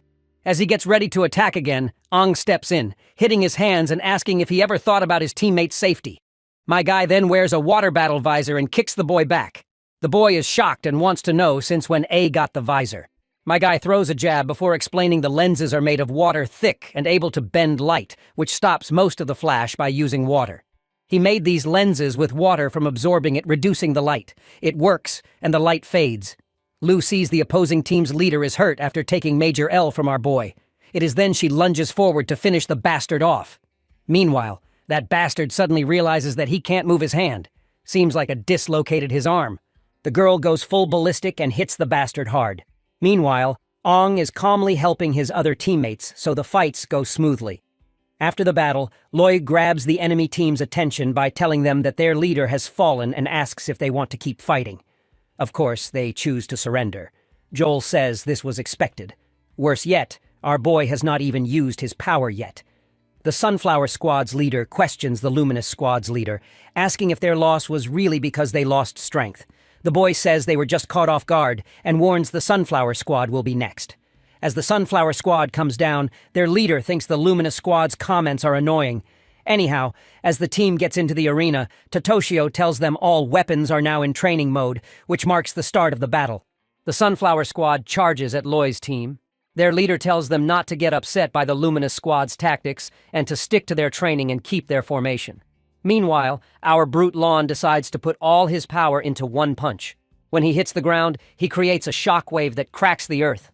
Ong thinks about using his power since there is chaos out there. He makes roots shoot from the ground to trap all the opponents. They are shocked and wonder where this power came from. Ong, on the other hand, is glad that it's working well and sees many uses for the elements he got from demons. He wonders how many elements there are. Lou then gestures to Lon to keep attacking and the boy charges, but the opponents dodge his attack. The leader of the Sunflower Squad orders her team to move and regroup. She thinks their formation was broken, but instantly Lou and Suju attack the leader, who tries to block and asks her fellows to help her out. But she sees her teammates are already fighting our boys. The girl sees A handling two teammates alone and remembers the Luminous Squad's warning about A being the strongest in Lou's squad and able to change the battle. Meanwhile, our photographer girl over here warns this girl to better focus on the fight. But the girl feels that she is invincible since she is an agility type. But this cocky girl gets the reality check when Suju uses her speed to attack her, leading to our win. Tata Yoshioku says it is over. With Lou's squad winning all the team battles, now it is time for solo duels. Since the warriors can choose their opponents, both the leaders of the Sunflower and Luminous Squads want to battle A. Jiang explains the solo duels are one-on-one, so they better make up their minds who is going to fight our boy. But being the Chad he is, my guy Ong wants to face them both together. As the solo duels get closer, Ong knows this will be the final fight, so he better take it seriously. His opponent is sure that A is underestimating them. They promise he will regret not taking them seriously. Tata Yoshiu explains that the rules are the same as before, and the duel ends when one side gives up or cannot continue. And with that settled, they are ready to rumble. The boy and girl charge at Aang together. The boy attacks first once again, warning him not to underestimate them. He uses his flash attack again, causing his teammate to get shocked and that he is using this trick so early. You see, a while ago, they both had a dialogue before the duel started. She recalls the boy saying that since they are fighting Aang together, they cannot afford to lose. The chance of moving to a B-level town might still be possible. He has a good plan and gives her a special battle visor, saying it will block most of the flash attacks.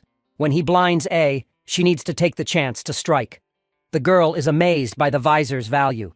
The boy stresses they cannot underestimate A and need to work together to move to the B-level town. He further reminds her that the flash will be the signal, so she must not miss her chance. As the boy gets ready to attack, he lets our boy know that there is no way to escape because his attack is 5 times stronger than before. Tata Yoshio and the others struggle to see through the bright light. The girl notices the boy put a lot of energy into a powerful flash, even stronger than the last finals. Joel fears that using so much energy means the core cannot handle it for long, so they need to finish quickly. The Sunflower Squad's leader thinks Aang will only be blinded for a short time, and in order to utilize this opportunity, she decides to use her speed to strike him fast. She finds him and gets ready to attack. But my guy was already on her and looked at her with satisfaction over his face. The girl is shocked by his intense look, feeling as if something scary is pulling her down into a cold ocean. Ong uses water to trap her, making her scream in pain. As her teammate is busy producing blinding light, he asks why she is the one shouting, to which she says it is because A attacked her, and the visor fell off, leaving her blind. Apologizes for rendering their plan a total flop. He then uses different elements to attack both of them, making them fall. Gi Yaoang watches the flashes and dust, hoping the warriors know how to control their power to avoid hurting anyone. Feeling concerned, he jumps into the arena in order to check and feels an ominous aura. But after that giant explosion of energy, the dust begins to settle, revealing our boy is the one man standing. His friends come rushing to him. Lon is the first to praise him and asks how he stopped their attacks in the bright light and beat 2 opponents at the same time. He is curious because no one was able to see anything after that explosion of light. To which Ong reveals that he grabbed their visor, making them blind too. But of course, Liu internally feels that there is something more than that, though she doesn't voice her suspicions. Jiotong comes to their squad, telling them they won the tournament and congratulating them. He is surprised by our boy, especially how he counters and attacks the 2 squad leaders. Ong humbly says his senior is just flattering him. Internally, Ong thinks he is the mightiest warrior and that no tough opponent could make him lose. He feels he could have won just with his battle experience, though using his powers made it easier. Jiang then assures them they will be rewarded. The next day, they will go to the underground tunnel to the nearest B-level city for a week of training. Everyone is happy about this news. The senior further tells them to get ready and meet in the morning. As they leave, Lon says he heard there are 3 top warriors in those cities and looks forward to meeting them. As our squad walks away with smiles on their faces, Joel notes how Ong is so strong that even they might not be able to beat him if he uses all his power. Our brute commander also agrees, believing that the kid will reach the pinnacle of his career at one point. Anyhow, Joel adds that going through the underground tunnel is safer than traveling above ground. The woman also warns the commander to stay alert, mentioning that some no-finned demons appear there sometimes. Of course, Jiotong isn't concerned, believing that no amount of no-finned demons can threaten them. He is confident the 4 of them will be fine, even without his help. The underground tunnel, once a busy travel hub, is now ruined and mainly used as a passage between cities. Meanwhile, in one of those tunnels, a scared warrior runs away but gets killed by a 2-finned demon. The demon says that humans are weak and boring. He is apparently lost here, having no clue how to get out. The next day, Jiotong and his juniors arrive at the underground passage. Suju is thrilled to see it and takes pictures. She says the place looks really old and asks when it was built. The senior reveals that it is older than he is. The girl can tell that it looks deserted and wonders if people ever used it.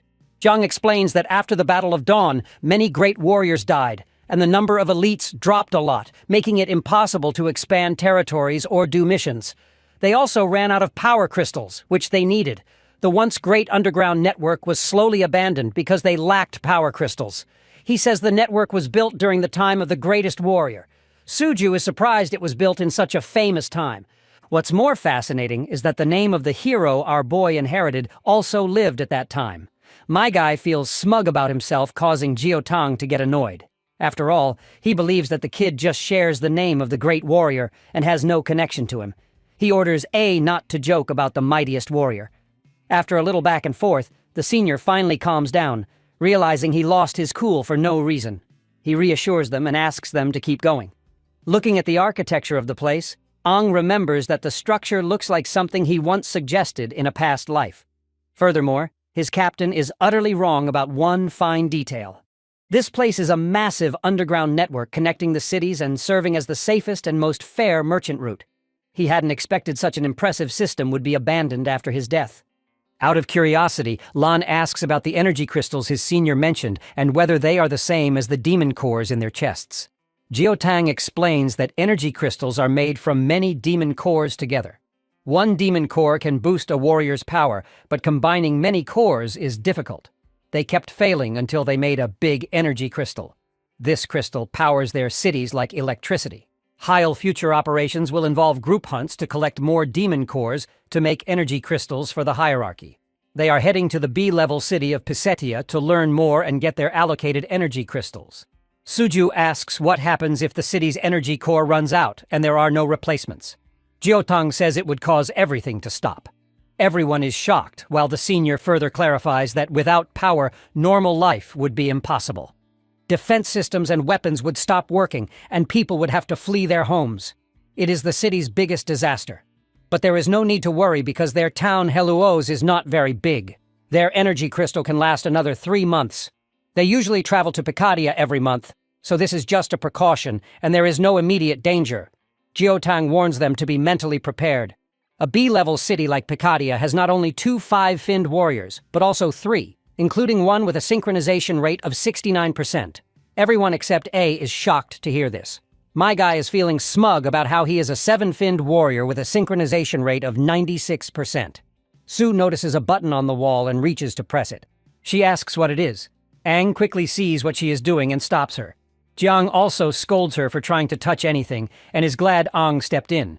The girl points out that the button seems like it wants to be pressed, so her hand reaches for it naturally.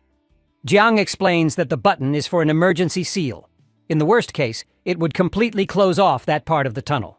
He points to a circle above them and says, "Pressing the button will make thick metal slabs appear from above and below, sealing off the area instantly. This is only to cut off access to other cities and ensure safety." Aang thinks the most important part of the tunnel is still working, but he senses a killing intent getting closer. He gets ready for battle and moves forward a bit. The senior also notices Aang's tense face, then also smells blood, shocking him instantly. He is shocked that Aang smelled the enemy before him. For now, he considers that Aang's nose is very sensitive and masks it as just an instinct. Now is not the time to think about it. He tells Lu's squad to drop their bags and get ready for battle. As they move forward, they see blood and Jiang wonders what is happening in Pisadia, since the blood is coming from that direction. They meet a severely injured warrior from Picadia, who asks if they are from Halos before collapsing. Jiang doesn't waste time before asking what happened in Picadia. The man says a demonic horde attacked the city. Picadia has already activated the evacuation alarm. Liu quickly questions what this alarm entails, whether they need to go help. Jiang reveals that the only time the city would sound the alarm is if all their warriors are dead. Hearing this, Aang is furious about the city's fall and the many lives lost. They see sparks from the direction of Picadia, and a bolt of light attacks the injured warrior, dragging it away. Aang feels bad for not reacting sooner as a demon appears. It grabs the injured man's head and looks around at the others. It says they all need to be killed and that the dead should not talk. Then the demon kills the warrior. The demon thinks about who to kill first. He attacks Lan, but Jiotang stops the demon strike. The demon can tell that this new warrior is stronger than the last one. Meanwhile, Gi Yaowang realizes this is a 2-finned fire demon and that it is really powerful. He knows he cannot take another hit and needs to protect the 4 of them. He does not have the energy to think too much, so he grabs everyone and leads them to run away. The demon keeps chasing them hard. Jiotang reaches a button on the side wall, but the demon is getting closer and threatening to kill them. Presses the button, pushing Jiotang and the others to safety. He stays behind with the demon and the injured warrior from Picadia. Lu tries to protest against this idea, but the gate finally closes, leaving her concerned about him. Jiang suddenly remembers how Aang insisted him to save the 3 of them, so he puts little faith in our boy and asks the kids to stay calm. Aang gave them a chance to survive, which they should not waste. It is not safe to stay there. So he tells them to hurry and leave. Lan notes that the demon is a 2-finned and that even Aang would find it tough. Suju agrees, saying they cannot just leave him behind like this. Lu also insists they break the door to save him. Jiotang explains that the door is made from special material mixed with extra alloys that can handle attacks from 3-finned demons. It is not easy to break, and the ceiling is so strong they cannot hear anything from the other side. There is nothing they can do. The 3 of them ask if there is another way to save a. Jiang admits that even with help from the other 2 captains, there is no guarantee. But he finds a possible solution. He tells them to follow him to the side tunnels. One tunnel leads to another city where they can get help. Eventually, they keep running along the path. Ji Yaowang showed them. One of them thinks choosing this route means ignoring what is happening on the other side of the door, but they all hope that our boy will survive. Meanwhile, the man in question is fighting the demon and shows his true power. Since there is no one around, he no longer needs to hide his power. Watching this, the 2-finned demon asks if Aang is a demon or a human. Well, even our boy is not even sure. For now, he is more interested in the demon's fire element, which my guy wants to snag all for himself. Seeing the aura my guy is exuding, the two-finned demon is really curious to learn if the kid is more powerful than one-finned demon and quickly uses roots to attack the demon. Seeing this, the demon scoffs that if Ang is one-finned wooden type, then his fire element is the perfect counter. He unleashes a fierce blaze to destroy Ang's roots, saying he will consume our boy's powers. The demon then fires a fire blast, but A dodges it, making the fire hit the door instead. The bastard then makes fun of A, saying he will be burned if he comes closer and tries to escape. But my guy casually uses water to cancel out the fire and creates a powerful blast. This surprises the demon, and Ang tells him he was wrong to think he only has the wood element. In an instant, Bro swings his sharp claws and grabs the demon's core. He rips apart the bastard after acquiring the core. Suddenly, a bunch of demons attack him, and he sees they are all no-finned demons. He realizes they followed the sound of his battle. He looks at the two-finned fire elemental core before shattering it and absorbing the shards. After becoming two-finned demon, he feels the intense heat of flames inside him. He understands there are endless no-finned demons. Remembering how to control fire, he creates a huge fire explosion to defeat them. The screams of these bastards are meant to be tribute for the soldiers who lost their lives in the tunnel.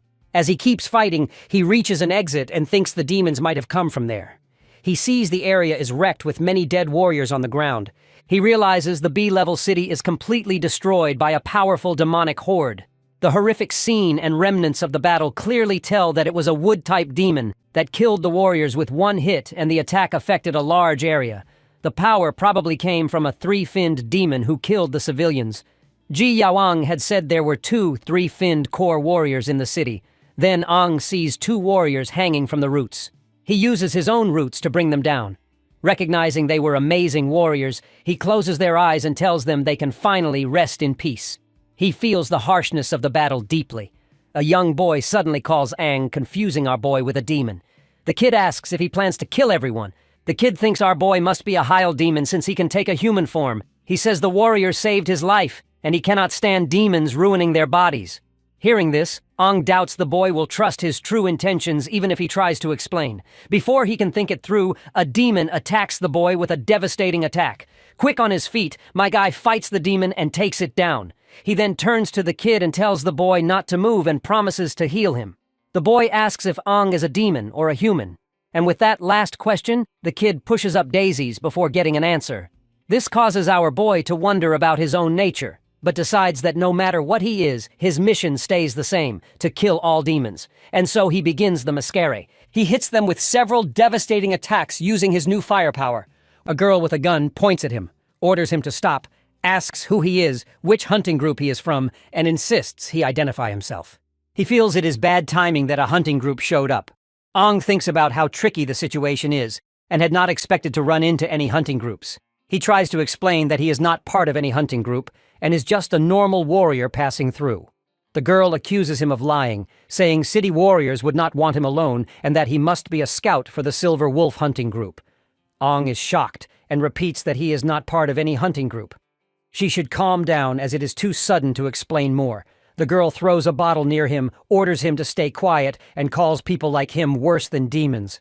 She then asks if her comrades from the Wearing Gun hunting group are still alive. Hearing this, Ang thinks the Wearing Gun members were captured by the Silver Wolf hunting group. He admits that he cannot prove whether he is a warrior or not part of any hunting group, especially with her gun pointed at him. As Ang notices more people arriving, the girl aims her gun at him again and tells him not to move. Suddenly, a bullet hits her and she falls. Ang sees a group of boys on bikes and realizes someone killed the girl with the gun. It seems there are still some survivors from the searing guns. One of the thugs from the gang suggests taking the survivors to their boss, so they move on to check it out. When they approach the girl, she thinks the newcomers are from the Silver Wolf group and tries to lift her injured hand. One of the men grabs her by the head and talks about her being a woman, finding it surprising.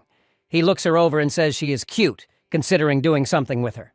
Ang then arrives and kicks the man away. He disapproves of getting involved in the personal matters between hunting groups, but notes that the Silver Wolf members are scum. In his bad mood from the day's events, he offers them a chance to leave. The man, frightened after seeing the intimidating side of our boy, calls him a demon. Ang grabs the man's gun and crushes it like a Chad. He is saying he does not like being threatened with a gun. The man offers to let our boy go in return, but it's not our boy who needs others' mercy. He promptly uses his roots to strike the man, sending him flying far away. The man then demands to know if Ong is a demon or a human. Ong crushes the man's gun further, insisting it is none of his business whether he is a demon or a human, and then kills the man.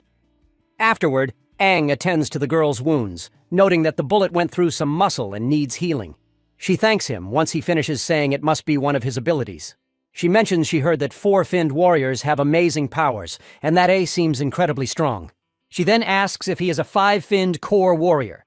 Ong feels the power of a two-finned demon inside him, and although he is more powerful than a typical two-finned warrior, he admits he is indeed a two-finned core warrior with some special abilities.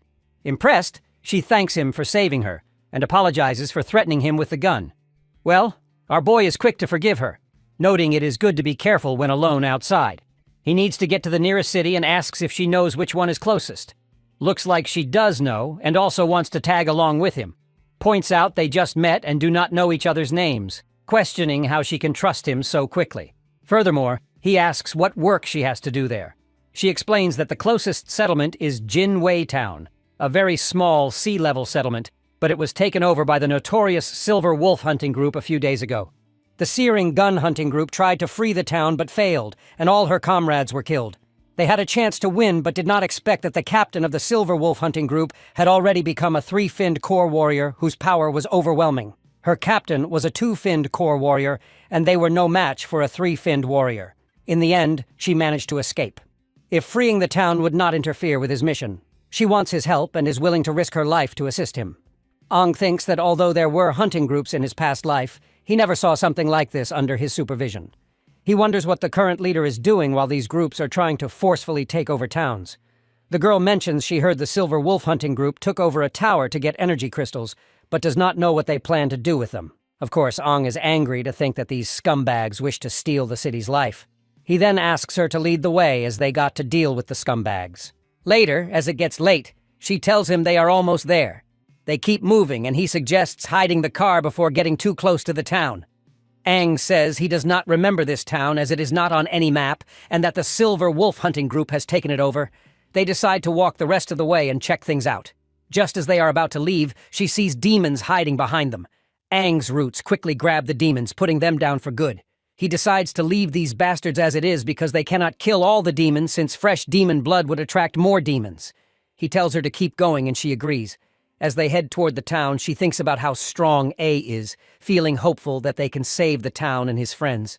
While hiding in some bushes, Aang notices there are no guards on the wall and the gate is open. They see someone coming out of the town with another person, asking for help. A man from Silverwolf grabs the person's head and throws it to the ground. The girl gets angry at the Silverwolf members and points her gun at him, but Aang stops her, saying it would give away their location. He assures her that he will handle it. Then a giant hand appears, picks up the two dead men, and takes them inside. Seems like this demon is working alongside with Silver Wolf guys. Of course, our duo is shocked. Realizing they cannot use the same plan if a demon is involved, they need to rush in and save as many people as they can. He quickly takes out the two Silver Wolf members at the gate and goes into the town. The girl follows him, saying she wants to help. She sees the two Silver Wolf members and wonders what A did to them, as they look like they have been dead for days. The town is full of Silver Wolf members, and A is taking them down one by one. He figures they are just corpses controlled by a demon's power, so he does not hold back. Aang kills all of them, thinking they are controlled by black strings. These demons usually work alone, so he knows he has to follow the strings to find and defeat the main demon.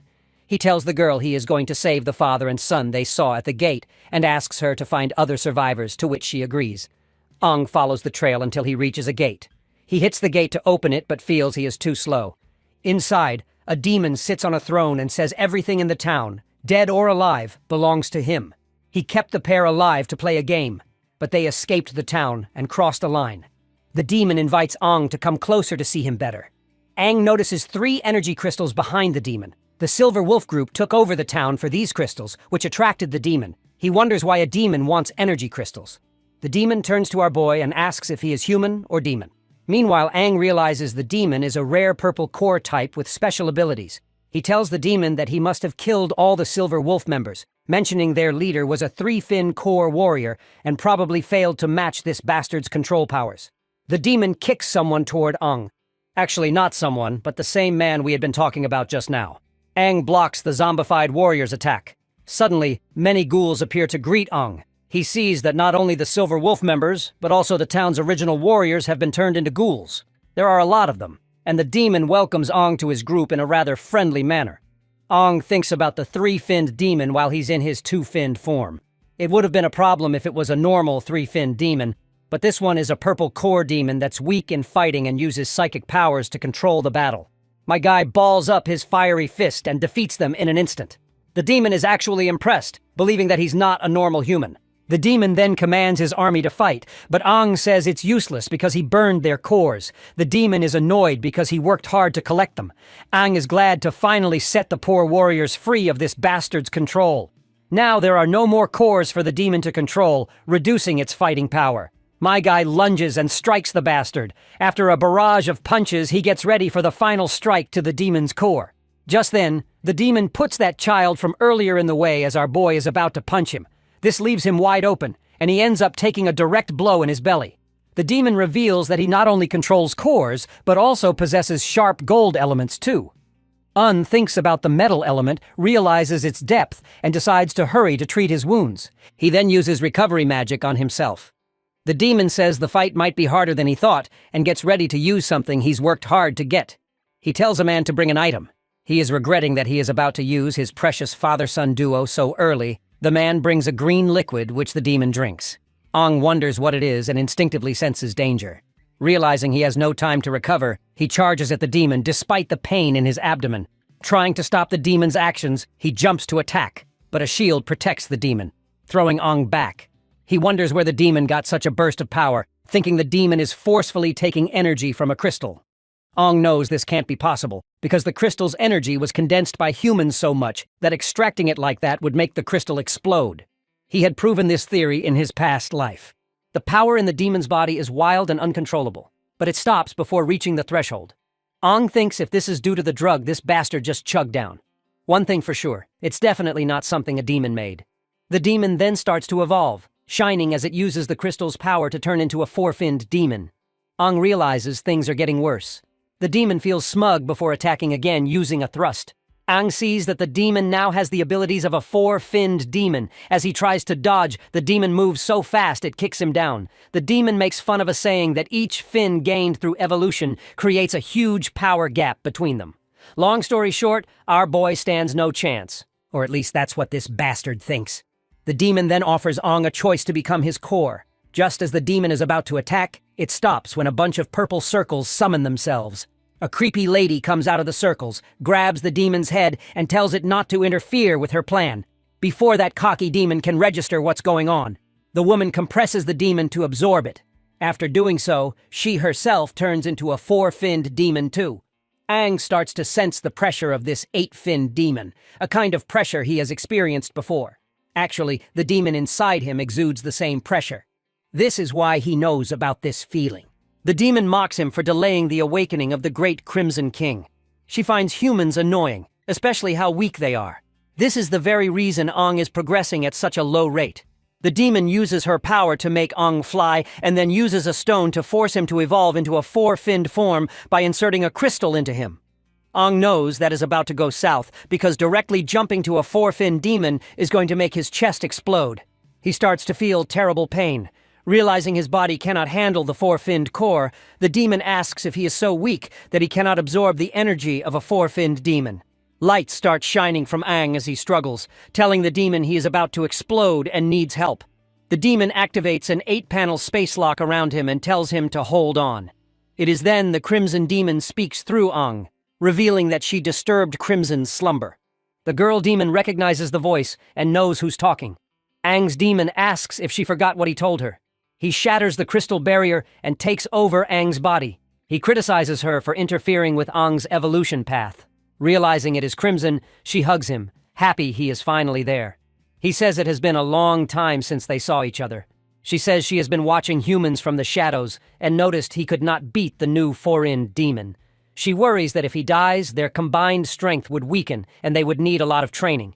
Crimson explains that humans are different from demons, weak but mysterious. Although Ang recently absorbed a two-finned demon's power, she forced him to skip the three-finned stage and injected the four-finned core into him, which his body cannot handle.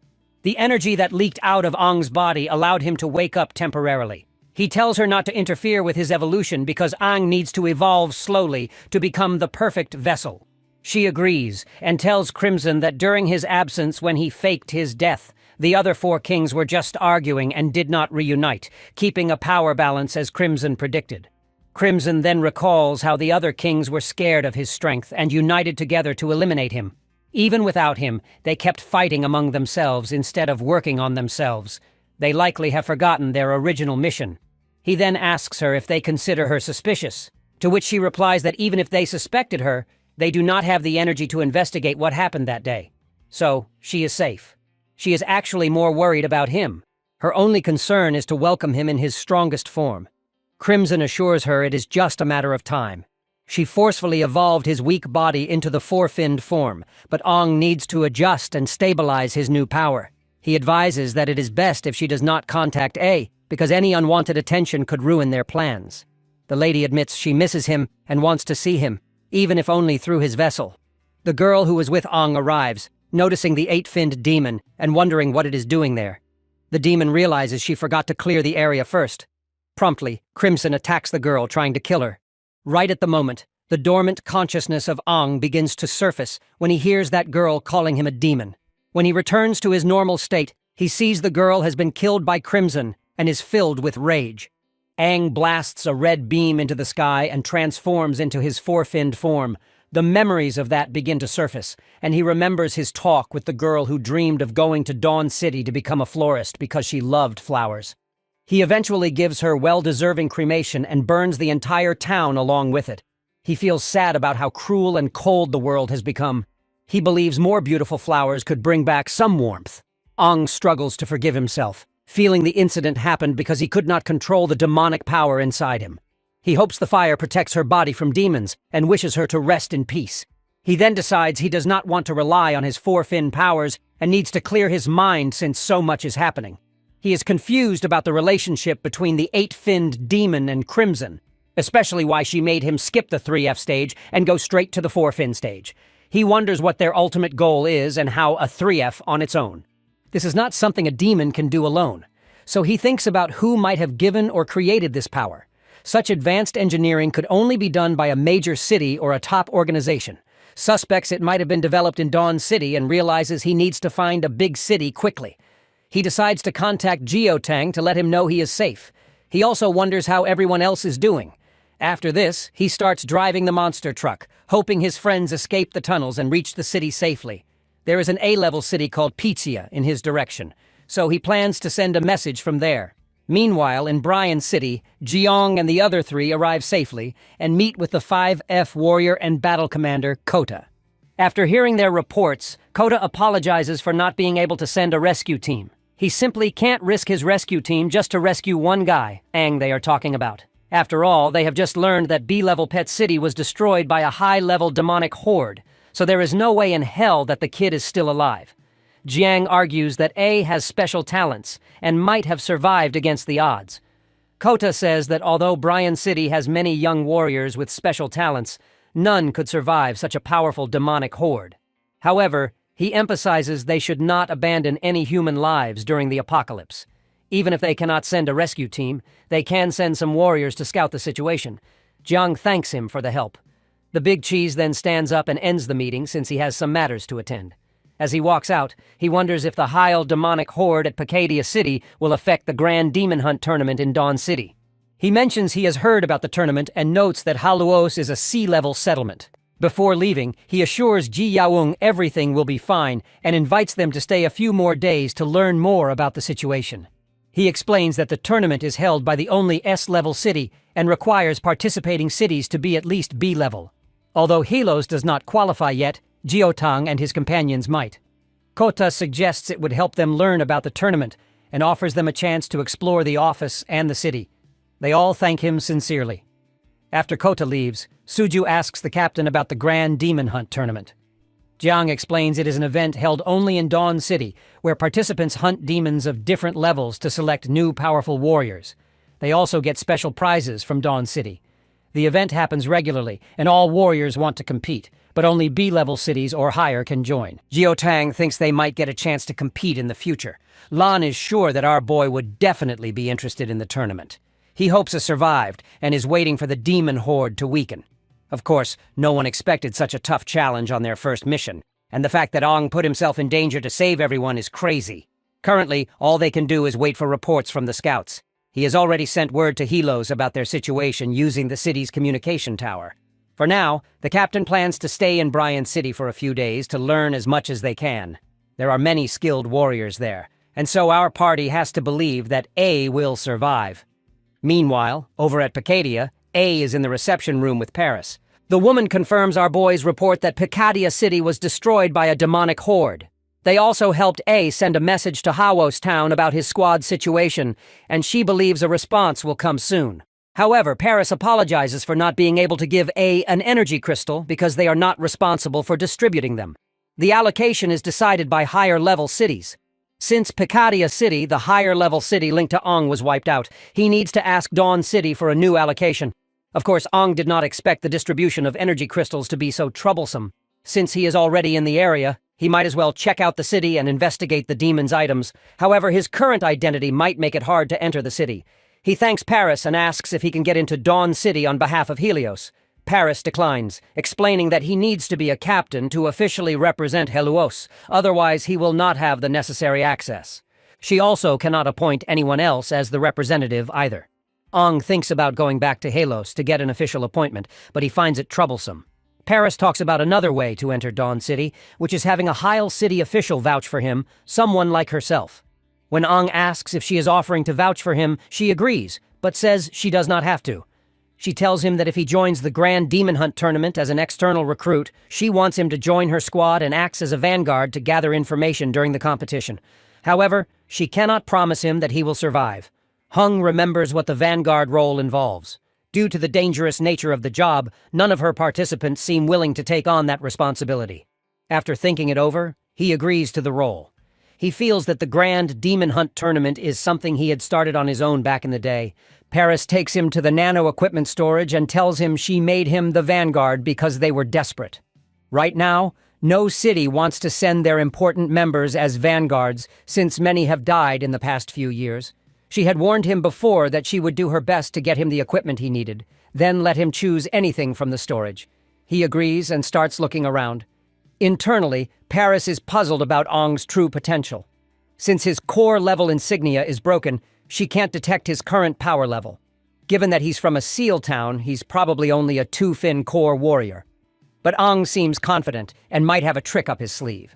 Meanwhile, he picks a nano wing that can turn into a great sword. He thinks his old combat knife was good for moving around, but didn't do enough damage. Paris asks him to wait because this kind of item is only meant for a 3F warrior. It would be unstable if he tried to use it with his current strength, and he might hurt himself. But my guy proceeds to equip himself anyway and demonstrates how easily he can rotate the sword, saying it feels solid. Of course, the woman is shocked, wondering how he can pilot it so easily, and thinks maybe he understands nano wings really well. She's heard of warriors with special talents who can handle high-level nano wings without problems. Hung then proceeds to ask about the availability of a live combat arena there. Eventually, they go to the main entrance where Paris promises to get him all the equipment he needs. She asks why he wants to go to the live combat arena, and he says he wants to test the new nano wing on a demon to warm up. She asks if he really wants to go alone since sometimes one-fin demons appear even though the arena is supposed to be safe. She offers to go with him if he wants, but Ong says he can handle a one-fin demon by himself. Since his confidence and bravery are rare for a warrior, she wants him to be careful. She also mentions she has to train some 4F warriors and wishes more of them were as confident as Ong, which would make things easier. With that exchange, they part ways. Of course, Ong intentionally didn't let her come with him. He's not just testing his new weapon. He wants to see what he can do with his four-finned transformation. He arrives at a ruined area, sees that it's been claimed, and the fog is gone. Then he hears a demon's voice that appears and rushes to attack him. He dodges and makes a strong slash with his sword, saying the great sword feels much better. He sees more demons gathering and worries they won't come out during the day. Now he can finally get to know his weapon, release some frustration, and handle his thoughts. He starts killing the demons one by one. Each swing splits demon blood and cuts off limbs. His moves are almost like a dance, as if he was born to kill demons. He doesn't use wood, water, fire, or metal elements. Each swing builds his muscle memory in his weak body. He only faces non-finned demons, which aren't a match for his skills. The only sound is the demons wailing, and he doesn't know how long he's been there. Finally, Ong cuts down the last demon of the wave and realizes his body has been changed by the demon power inside him. He feels much stronger than when he first reincarnated, though some things still need work. He's surprised he gets out of breath after just a few swings. Then more powerful demons show up after sensing our boy's presence. They are one-finned demons. One is a wooden type, while the other seems like a fire type. Ong knows these are the one-finned demons he expected. The demon notices Ong isn't scared and wonders if his lack of fear is how he shows it. One demon attacks Ong, but he moves so fast he hits the demon with a rock and then stabs it with his sword. He says the metal element works well against fire. He decides to test his foreign powers. The other demon, clearly scared, asks if he's really human. Ong remembers that his purple for four-finned power lets him control cores. After killing the demon, he uses a purple thread to control it, shocking the other demons as the bastard watches Aang control one of their own. As evening comes, Paris notices that Aang hasn't come back yet. A man tells her that sunset is almost here, and because of the demon horde at Pesetia City, all the gates, including the side ones, will close soon. Paris asks for a report on the demon levels lately, and the man says not only are there more one-finned demons, but two-finned, three-finned, and even four-finned demons are appearing. Paris worries that the kid might have been caught by the demons. She wants him to survive because she has just sent in the participant list and wants to avoid more problems. She decides to look for him at the live combat arena and tells the man she'll be back before the gates close, to which the man agrees. As she rushes, Paris thinks about being careless. Ong was just a normal warrior from a sea-level town, and she feels bad for letting him go to the live combat arena alone, even though he asked for it. Usually only no-finned demons are there, and a five-finned demon showed up years ago. She feels responsible if the kid died there because it would make her look bad as a five-finned warrior who failed her duty. She worries about how she'll explain it to the soldiers from Huo's and hopes A is still alive. When Paris gets to the arena, she senses a strong demon aura and smells death, which isn't good. There are many demons there, including one-finned, two-finned, and three-finned ones. The higher-level demons make her worried because that's not normal. Suddenly, a demon runs at her, recognizing her as a five-finned warrior.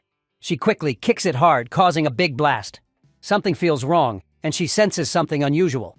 She sees many demons gathering, which is strange because demons usually don't group up like this.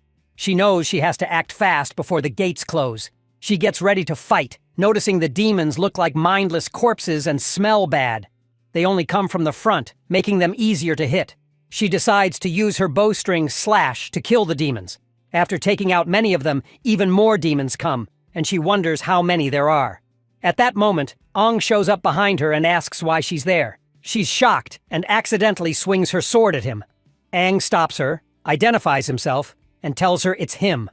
Paris is stunned and asks if he's okay. She can't believe he blocked her attack so easily, even though he was fast and strong. She wonders if he's really from a sea-level town because even a four-finned warrior would have a hard time blocking that. Aang says she's a good five-finned warrior and admits his hand was numb from the hit. He explains he was focused on something and lost track of time, apologizing for being late. Paris tells him it's okay as long as he's alive and says they need to handle the unusual demons. She points out there are some three-finned demons that could be dangerous to Aang and tells him to stay back for his safety. Aang asks if she means all the demons around them. Right at that moment, he snaps his fingers and all the demons fall down. While my guy is ready to head back to the city, Paris is shocked and grabs his collar, demanding to know how he did it and if he's controlling the demons. She also sees he's a red core and asks about his abilities. Aang says they're just working together and doesn't need to explain more. He says he can only slightly control the dead demons. He feels that it's normal for warriors to have secret abilities which they can use later as an advantage in this apocalypse. Of course, she is still in disbelief. After all, controlling demons is rare, even among five-finned warriors. He then says they will go to Dawn City the next day because he needs to quickly sort out the energy crystal distribution for Helios. They plan to leave the next day. As they walk out of the place, Paris thinks about expecting more from Ong during the big demon hunt tournament. not knowing that in the live combat arena, Ong had scattered many dead demon bodies. Later, they arrive at the gate of Dawn City. Paris tells everyone to do their best and not make the city look bad. Ong looks around and is certain Dawn City is the one he used to manage in his past life. It might have been renamed after his death because the battlefield was called the Battle of Dawn. The city looks even more impressive than before, and he thinks it might be a long time before he can return. He wonders if he might meet the 6 great heroes, the strongest team he trained. He is curious about how they are doing after the Battle of Dawn, and if they would believe his story. Paris comes up to him and asks if he is scared of his first time visiting Dawn City. She says it is too early to be shocked, since they have not even entered the city yet. Dawn City is humanity's only S-level city, and the center of their strength. Not everyone is lucky enough to see it, and some people never do in their lifetime. Ong thinks Paris, being a 5-finned warrior, might know something important. He asks if she knows what happened to the 6 great heroes after the Battle of Dawn.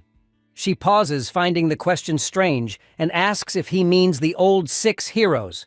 Ong is confused and explains that the 6 great heroes are the 6 people he is talking about, the strongest team led by the king known as the mightiest warriors who share his name. Paris is surprised and asks if he really did not know. She says everyone knows the new 6 heroes do not like talking about the old 6 heroes and warns him not to bring it up inside the city. She explains that the king changed, the dynasty changed, and the current mightiest warrior is the new king. The king Ong is talking about is now called the Old King. She warns him again not to speak about these things in the city.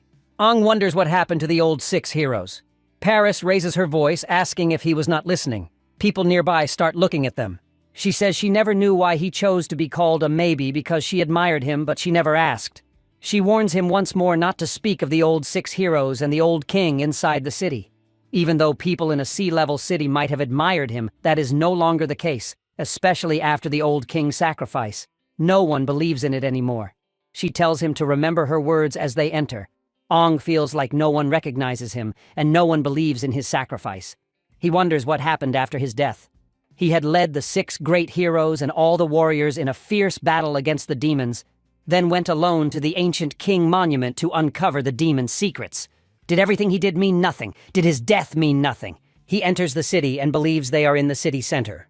The city has been upgraded but is still known as Dawn City. It is far larger than a typical city with many urban clusters and buildings in different styles. There are forests, lakes, seas, and mountains making it feel like its own world. The huge city is surrounded by massive walls and divided into 7 great districts. 6 belong to the 6 heroes, and the central district is for the king. Ong notices that many buildings have changed, but the layout is the same, and the air feels familiar. He remembers seeing his own statue here, but the face is currently hidden by clothing. Paris confirms that the statue is of the old king whom Ong admires. It has stood here for decades and was made while he was still alive. The old king was very popular, but Paris will not say more. She adds that they plan to tear the statue down soon and replace it with one of the new kings. This makes her feel little empathy for the old king. At the base of the statue, one of the old heroes is paying her tribute to her fellow. This old hero is Lena, known as the strongest 7-finned recovery-type warrior. This causes Ong's software to crash, as he clearly remembers her to be one of his allies. He calls out her name instinctively and sees her placing flowers at the statue's base. A man comes and strikes Lena, telling her not to respect the old hero, especially since she is one of the old 6 heroes. The flowers fall from Lena's hands, much to her disappointment. Ong, meanwhile, pleasantly recalls that even though she is a healer, she has severe anger issues, so he is sure that things are about to get ugly. But on the contrary, the girl merely apologizes demurely. More warriors gather around Lena. One of them says he does not care who she used to be, but for now, she is nothing more than a self-proclaimed old hero who lost the right to have cores and is no longer a warrior. If not for the new king's decree allowing them to remain, she would have been cast out of Dawn City to fend for herself. He blames her damned old king and his arrogance for their situation, saying the old king's statue should have been destroyed long ago. He insults it, calling it trash that takes up space. Lena slaps him, and the man tries to attack her back, but A steps in with his sword and stops him, demanding to know how he dares. The other men get angrier and pull out their guns, asking if Ang is looking for trouble. They tell him to put down his sword or they will shoot. For Ong, these bastards are no different from the useless hunting teams outside the city who possess little to no empty or moral values. Before escalates to full-blown mess, Paris steps in and stops the fight. She says it is a misunderstanding and explains that these men are warriors from the A-level city of Picadia coming to join the Grand Demon Hunt Tournament. She patronizes them if they are trying to fight warriors from other cities. She further suggests Ang to put his sword away since he is representing Picadia. Ang puts his sword back. The warriors tell him to leave and avoid fighting warriors from other cities. They warn that they will be in big trouble if the law enforcement captain finds out. One of them tells A to quietly go to his hotel if he is joining the tournament. Ang should feel lucky that he is getting away easily. With that, the noisy bunch barges away. Then Lena turns to our boy and asks if he knows her. He thinks about telling her that the mightiest warrior, Ang, has returned, but decides it might cause more problems if he is not careful. Paris steps in and tells the old hero that Ang has a reputation for being a troublemaker. Of course, Ang plays along and confirms he is indeed troublemaker. Hell, even his name is a troublesome one. Lena starts to leave, agreeing it is a really troublesome name, a kind of name that brings headache. Hearing this, Paris gets annoyed at Lena. Not only onged her out, but she is also calling him a headache. But my guy isn't bothered. He thinks he will find a good time to explain things to her and believes she has a lot to tell him too. The next day during the Grand Demon Hunt Parade, Paris's team joins the festivities. Someone talks about a new face in the crowd. Paris tells Ang that after the tournament, she will help him contact the person in charge of energy crystal distribution. Ang is happy that she remembers and thanks her. He tells her not to worry and promises she will not be disappointed with his performance. The woman hopes the same and reminds him to be careful and not to die. In the crowd, A sees Lena and gives her a slime, but she just looks at him with timid eyes and then avoids the eye contact. Little about the matters at hand, Dawn City has forest tournament grounds, a big forest made just for the Grand Demon Hunt tournament. It is like a city inside a city, a common place in the amazing Dawn City. They stop at a set spot, and Paris tells our boy and the 5 warriors that since she is not a participant, she can only escort them to this point. Their skills will be tested once they enter. She encourages them to bring glory to Picadia and to bravely fight the demons. They all agree by letting out a roar while Ang thinks screaming is necessary. A broadcast announces that all squads should enter the grounds in order with the vanguard going to the judges' area first. Ang realizes the tournament has started. As he enters, he is amazed at how the Grand Demon Hunt tournament has grown into such a big event over the years. What used to be a small event in this city now feels very nostalgic. The broadcaster welcomes the warriors of Pisetia who got their own vanguard to gather info. The warriors of Pisetia bow to Ang, wishing their friendship lasts forever. A girl wishes Ang to gather information and promises to remember his sacrifice. A boy asks for another handshake. Ang tells them to calm down because he is not dead yet, nor he plans to die. He thinks they all know how dangerous the vanguard role is, and their serious faces make it seem like they think this is his final farewell. Being chosen as the vanguard must seem like a role with little chance of survival to them, and their lifeless faces look sad. Then a lady speaks to all the vanguards from different squads. She says their mission has many unknown dangers and praises their brave courage for taking on the role. She tells them to enter the tournament grounds, gather as much information on the demons as possible for their squad, and warns them to be careful because they will face demons of unknown levels. Notices that all the participating warriors seem to be Tier 2 core warriors. The tournament looks like a talent showcase to find out which city has the best new generation of warriors. Naturally, they do not let Heil warriors participate. Paris understands that Ang's abilities are far greater than those of the Tier 2 core warriors, and that is okay because no one would guess his true powers if he keeps them hidden. The lady then asks the crowd to welcome the special guest with loud cheers. The highest-ranking judge of the tournament and one of the 6 great warriors, Dylan, the strongest recovery-type warrior, comes out and the audience cheer loudly for Dylan Fan. Ang sees that Dylan has a dual-core setup, something he had only imagined before. This can grant you double the power. If the synchronization rate is high enough, the power could be incredible. A warrior's strength comes from the power the core provides, and a high sync rate lets them use more of the core's potential. However, a high sync rate also means the body has to handle the demonic power or get overwhelmed. That is why some warriors with low core compatibility or weak bodies have lower sync rates. In his past life, humans could only make single-core grafting equipment, but now it looks like the new 6 heroes have dual-core grafting equipment and are much more powerful except for Ang. Everyone bows to Dylan and the Horned Warriors thanks him for his presence. Ang feels uneasy seeing what happened to the old 6 heroes. His presence makes things worse, and he feels uneasy about Dylan. The big cheese then addresses the crowd, acknowledging the warriors' bravery despite the risks. He praises their courage and gives each of them a Tier 3 core as a memento. He also prays for their safe return. The warriors thank Dylan a lot as they keep bowing. One of the warriors tells Aang to stop being rude and bow. Aang apologizes in return, saying his back hurts, so he cannot really bow well enough as it might hurt more. Dylan smiles at Aang, which makes our boy feel creepy and wonder why this dude is smiling like that. The girl announces that Dylan, one of the new 6 heroes, will demonstrate hunting a Tier 4 demon. She wishes everyone the best for the Grand Demon Hunt tournament and welcomes Dylan. The audience cheers, saying they have been waiting for him. The girl tells all the vanguards to follow her to watch from the side and leaves the stage to Dylan. Aang thinks this demo hunt is likely to show off the new 6 heroes' strength and prestige. Catching and containing a 4-finned demon is hard, and it seems Dawn City's power has grown a lot. Dylan asks the lady if she is a new referee. She responds with a yes and is happy to meet him. The big cheese then whispers into her ear that they need to replace her right away. He finds the term New 6 Heroes annoying and hints that if she were not a Dawn City warrior, he might have broken her bones by accident. There are no new or old heroes. They are just heroes that represent the city. Not going to lie, this dude gives me serious Homelander vibes. The audience watches happily as Dylan lowers his head to talk to her, admiring his sweet side. With that, he dismisses her, causing the panicked girl to run away. Dylan gets a microphone for broadcasting to appear on his head. He asks permission to represent the 6 heroes and perform the 4-finned demon hunt. He wishes everyone the best for the Grand Demon Hunt tournament and hopes his demo sets a good example for the brave vanguards. A box comes up from the ground. The broadcaster decides to emphasize how terrifying this demon is. You see, they had to send 4-finned warriors just to capture this demon.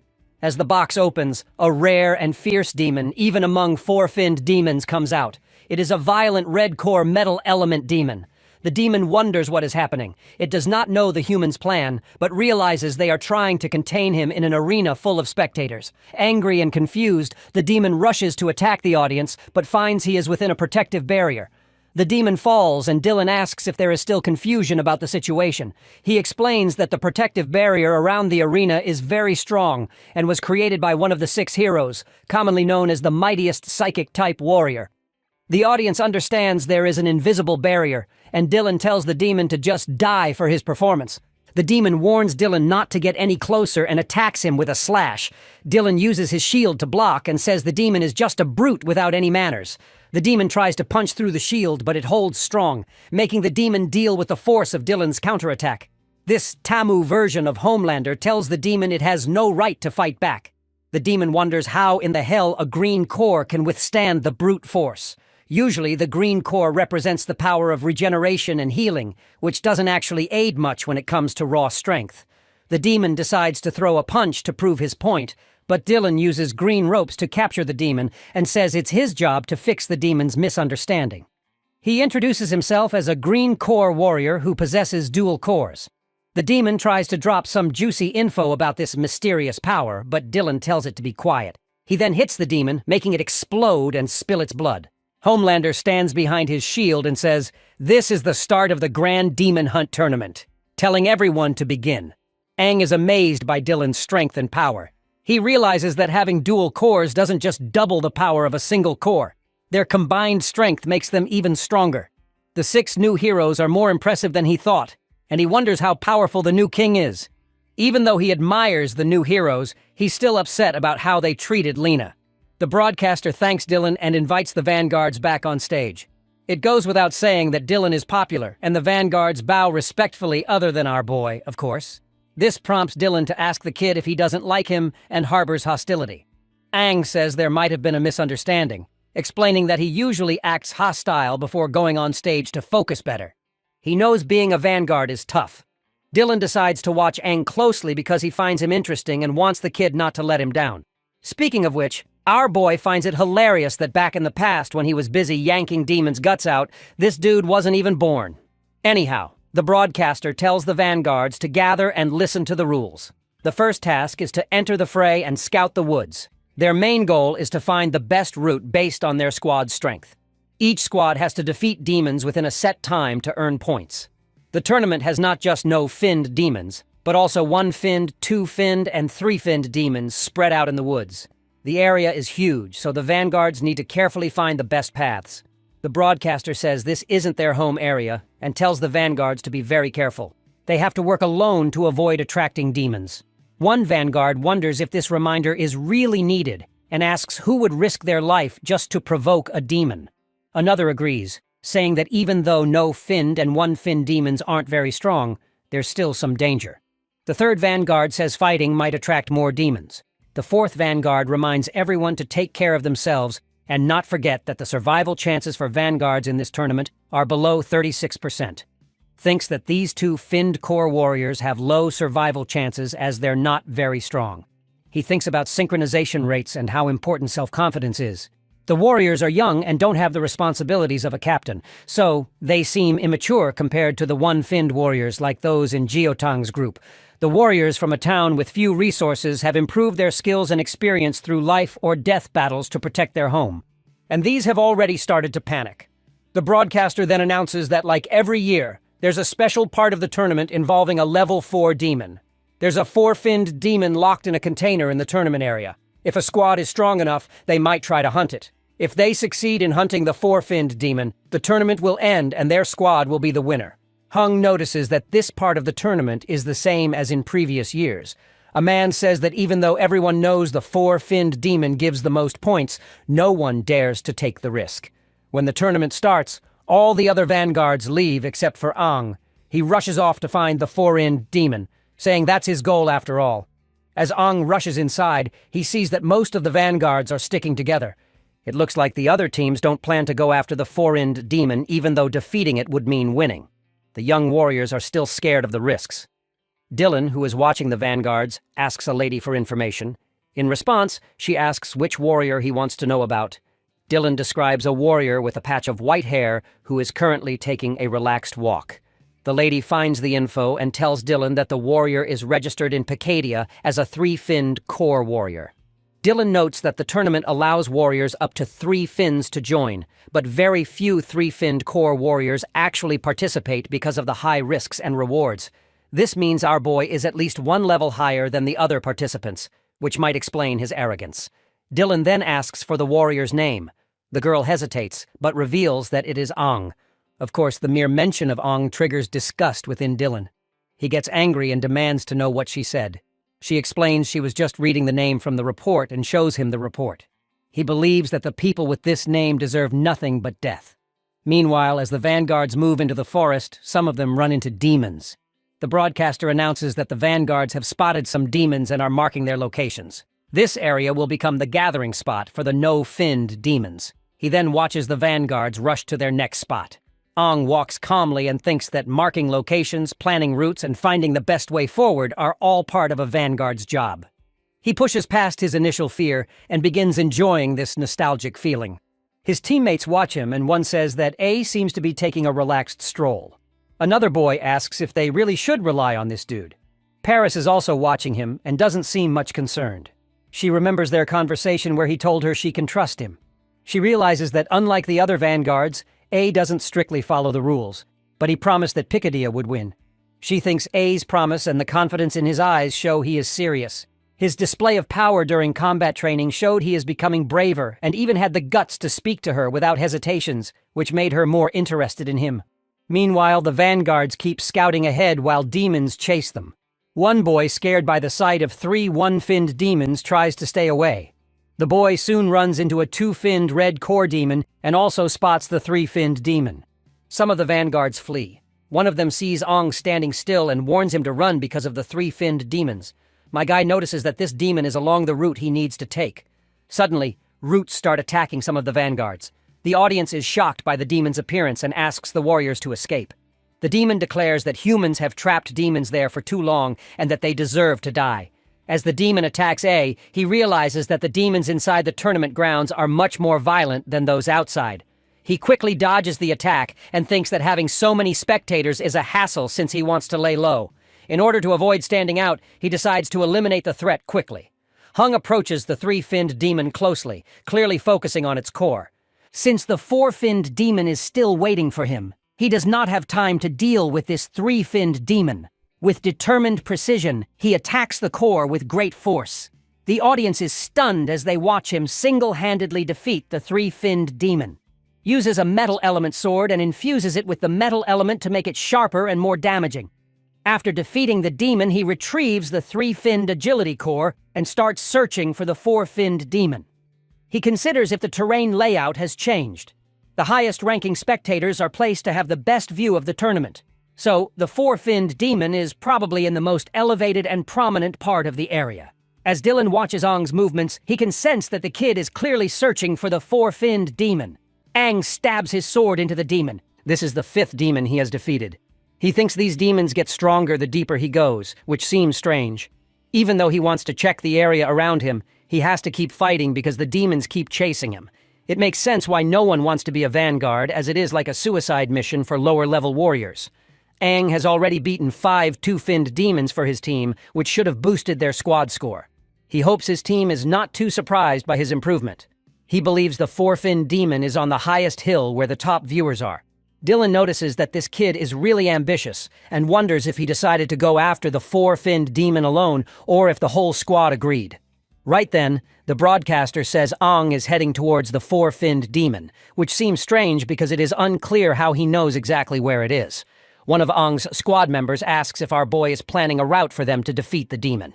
He further mentions that their squad is not strong enough to take down a four-finned demon and asks if Paris is the one who decided this. Of course, the girl says no, admitting she has no idea what Aang is doing. She hopes he will not cause trouble and knows their squad cannot beat a four-finned demon. The broadcaster reports that A has found the four-finned demon and is planning his next move. People think A might be thinking of escaping, letting his squad start the attack first so he can get back safely. But my guy simply breaks off the seal of the gate, leading to the four-finned demon, much to everyone's shock. My guy boldly challenges the demon to get his ass off and fight. Dylan, meanwhile, is going nuts, fascinated that A is not letting his squad fight the demon and wants to take it on alone. My guy wants to win the tournament as a vanguard. The broadcaster highlights how amazing it is that the kid opened the container and is ready to fight the four-finned demon by himself, a move never done before in the tournament. Of course, the crowd cheers loudly for Picadilla. The broadcaster announces that the vanguard is going solo against the four-finned demon. Meanwhile, Aang's squad mates ask Paris if that arrogant dude has lost his mind because it has no chance of winning. The crowd is also going wild, amazed by Aang's bold move. Paris thinks that even with Aang's control abilities, a four-finned demon is still very tough. She knows fighting it alone needs all his strength, which begs the question if Aang is ready for such a fight. The four-finned demon, a blue core water element demon, breaks free and sees Aang standing alone. It immediately attacks with an exploding drill. Aang swings his sword to create an earth wall, but the drill keeps going. The earth wall is weak against the four-finned demon, and Aang looks like he is in serious trouble. The demon makes fun of him, asking how he dares to fight alone and saying he will tear him apart. In response, my guy summons a demon to help him fight the four-finned demon and defiantly asks who said he was alone. Dylan realizes that the second demon helping Aang is one of the two-finned demons he defeated earlier. The battle continues, and the four-finned demon starts sensing something strange. It soon sees that Aang is controlling the cores of the demons.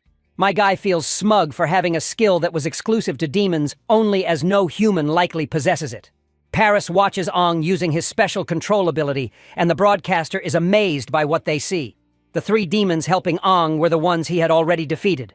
The audience is shocked. Aang tells the controlled demons to charge at the four-finned demon. The bastard laughs in response, thinking that two-finned demons cannot challenge him, and prepares to use his extreme water gun. But before all that happens, Dylan jumps in, strikes the four-finned demon, and slams him into the ground. Aang is surprised that this new hero defeated the demon just by landing on him. Dylan, meanwhile, apologizes for barging in like this, saying he was too curious about the kid's abilities and wants to have a match with him instead. The ability to control dead demons is something entirely new, and Aang seems capable of defeating even the four-finned demon. So this cheap homelander decides to test Aang's strength personally. The broadcaster announces the challenge, and the audience erupts in excitement at witnessing such a rare event. A man asks Paris what is happening, and another explains that Dylan, one of the 6 heroes, is going to test A himself. By now, Paris knows that things are now out of their control. Internally, Ong wonders if this dude has lost his mind.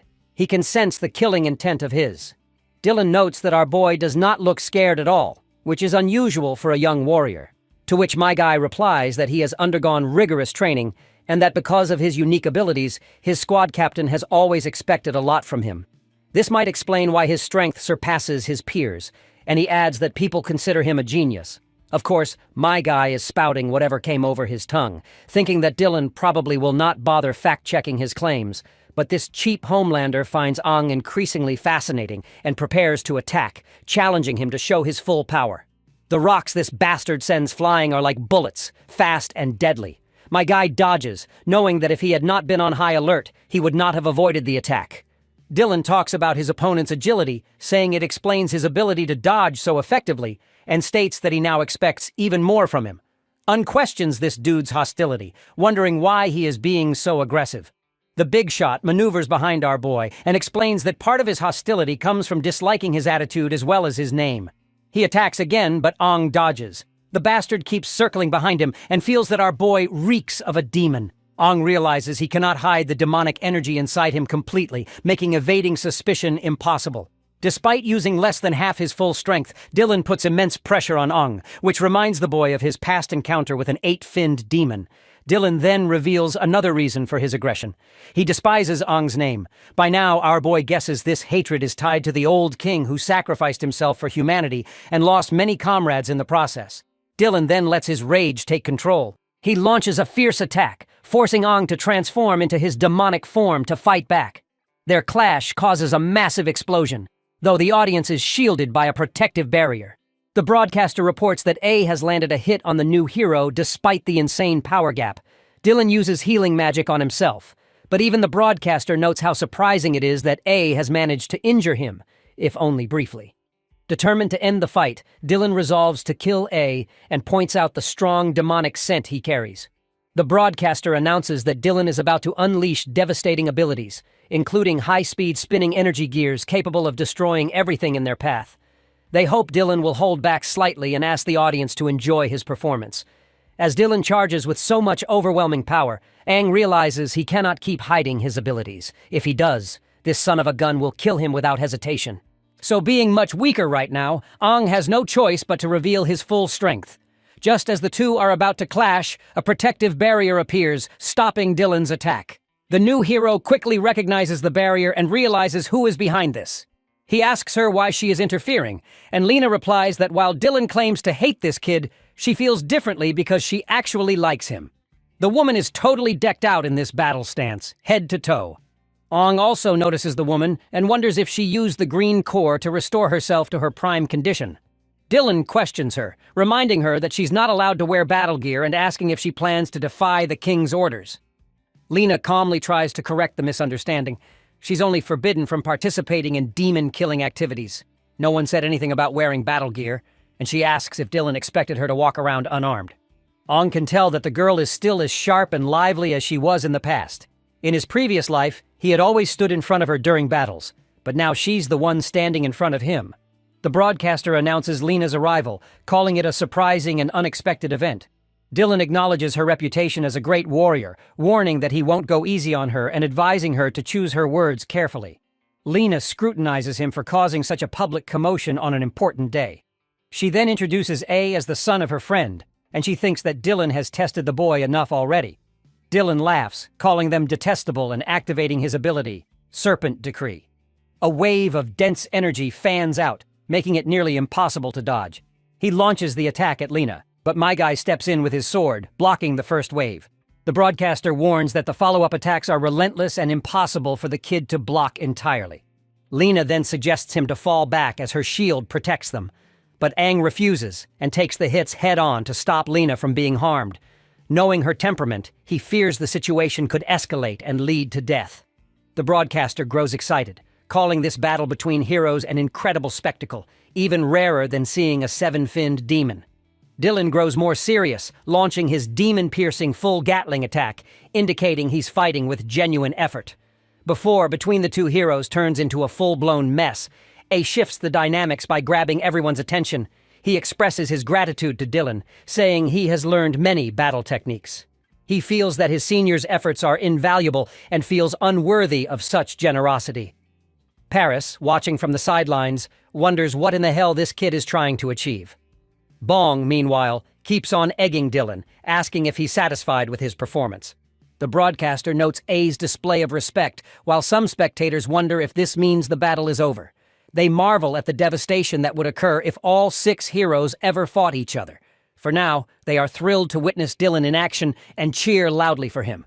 Dylan decides there's no point in continuing the fight. Ong insists on thanking him for his guidance and vows not to disappoint him in the future. He promises to keep improving. Dylan acknowledges Ong's exceptional performance, calling him full of surprises and praising him as an impressive young warrior. He tells Aang to keep striving forward. The broadcaster congratulates our boy on earning the new hero's recognition, describing it as an extraordinary achievement. They announce that Ong's team has won the grand tournament, marking this iteration as the fastest and most unexpected in history. Paris and Aang's teammates are shocked at how easily they won, while the broadcaster further attributes that Aang's role as the vanguard and his unexpected strength secured their victory. They celebrate as the team receives the tournament trophy. Paris rightfully congratulates the boy, saying he won the tournament for them and is willing to grant any sort of gift he desires. Overwhelmed with joy, she further hugs him tightly within her milkers, saying he can do whatever he wants with her. Others tell her to let go so Ong can breathe. Afterward, Ong reminds her of their earlier agreement. Paris agrees and promises to vouch for him, allowing him to enter the city and meet those responsible for energy crystal distribution. Aang thanks her and mentions his cape is dirty, asking if she can prepare some clothes for him since he won't join the celebrations due to a prior engagement. A girl teases Ong, asking if he has a date and whether it's with a man or a woman, but my guy clarifies that he's going to visit an old friend. Later, Ong meets Lena, who is surprised that he actually showed up. She asks how he knew it was the secret base where they are supposed to meet. Her eyes well up with warm tears of joy as she desperately wants him to confirm that he is the Ong she once knew. We then travel down her memory lane. Memories about their past at the secret base, remembering how she and Aang used to come here. She had always loved this quiet spot with its sweeping view of the city. He had always teased her for acting like a child. It was the place they would always come here to goof around. And thus, she marked it as the secret base only 2 of them know. Back in the present, she grows more emotional and asks him if he is really the same person who remembers their secret base. Before he can respond, she leaves, wiping her eyes and apologizing for losing her composure. She explains that he reminds her of someone very important to her. She admits she had been worried about him, saying he was reckless during the tournament and would have been in serious trouble if she had not arrived in time. Lena asks him to see this as her way of thanking him for his help near the statue of the mightiest warrior. Anne calls her name, and Lena asks what he just said. He taps her forehead lightly in the same typical fashion, teasing her for still worrying about their secret base after all these years. Lena begins to cry when she realizes what's going on, and Ong reassures her, saying it is wonderful to see her alive and well. He confirms that he is the same Ong and has returned to their secret base. Lena hugs him tightly, expressing her relief and asking why it took him so long to come back. Ong tells her everything, including his time travel and the existence of an 8-finned demon in the ancient king monument. Lena is stunned after hearing all this, questioning if 7-finned demons were not the highest. Ong admits he does not fully understand it himself, but explains he should have died 50 years ago. Somehow he traveled to the present, and something sinister is inside him. Lena is overjoyed that he is alive and welcomes him back warmly. Ong then asks why people in the city and the present-day population harbor so much hatred toward him and the old 6 heroes, to which Lena explains that the hostility stems from his actions during the Battle of Dawn. Ong had led a group of warriors to the ancient king monument despite widespread opposition. Many had warned him not to go, fearing the consequences. However, Ong disregarded their concerns, instructing everyone to wait for his return and entered the monument with his team. When news of Ong's death in the monument spread, the morale of the warriors collapsed. The mightiest warrior and their king were gone, leaving humanity in despair. The demons launched a massive counterattack, reclaiming all lost ground. Human casualties skyrocketed with 9 out of 10 warriors perishing. To many, it seemed the tragedy could have been avoided if Ong had listened to the warnings. Over time, new heroes and a new king rose to power, many of whom had opposed Ong's decision. This led to widespread resentment toward him and his supporters, the surviving 6 heroes. Their status as warriors was stripped by the new king, leaving them scorned and powerless. Ang is shocked to learn his decisions caused so much devastation. Lena acknowledges it has been a long time and she has grown used to the resentment. She says the past no longer matters. It is not about who was right or wrong. She often stops by Ang's statue and thinks about the past, and now that he is alive, it feels like a miracle. Ang explains his intentions had been to eliminate the demons permanently and secure a future free of fear.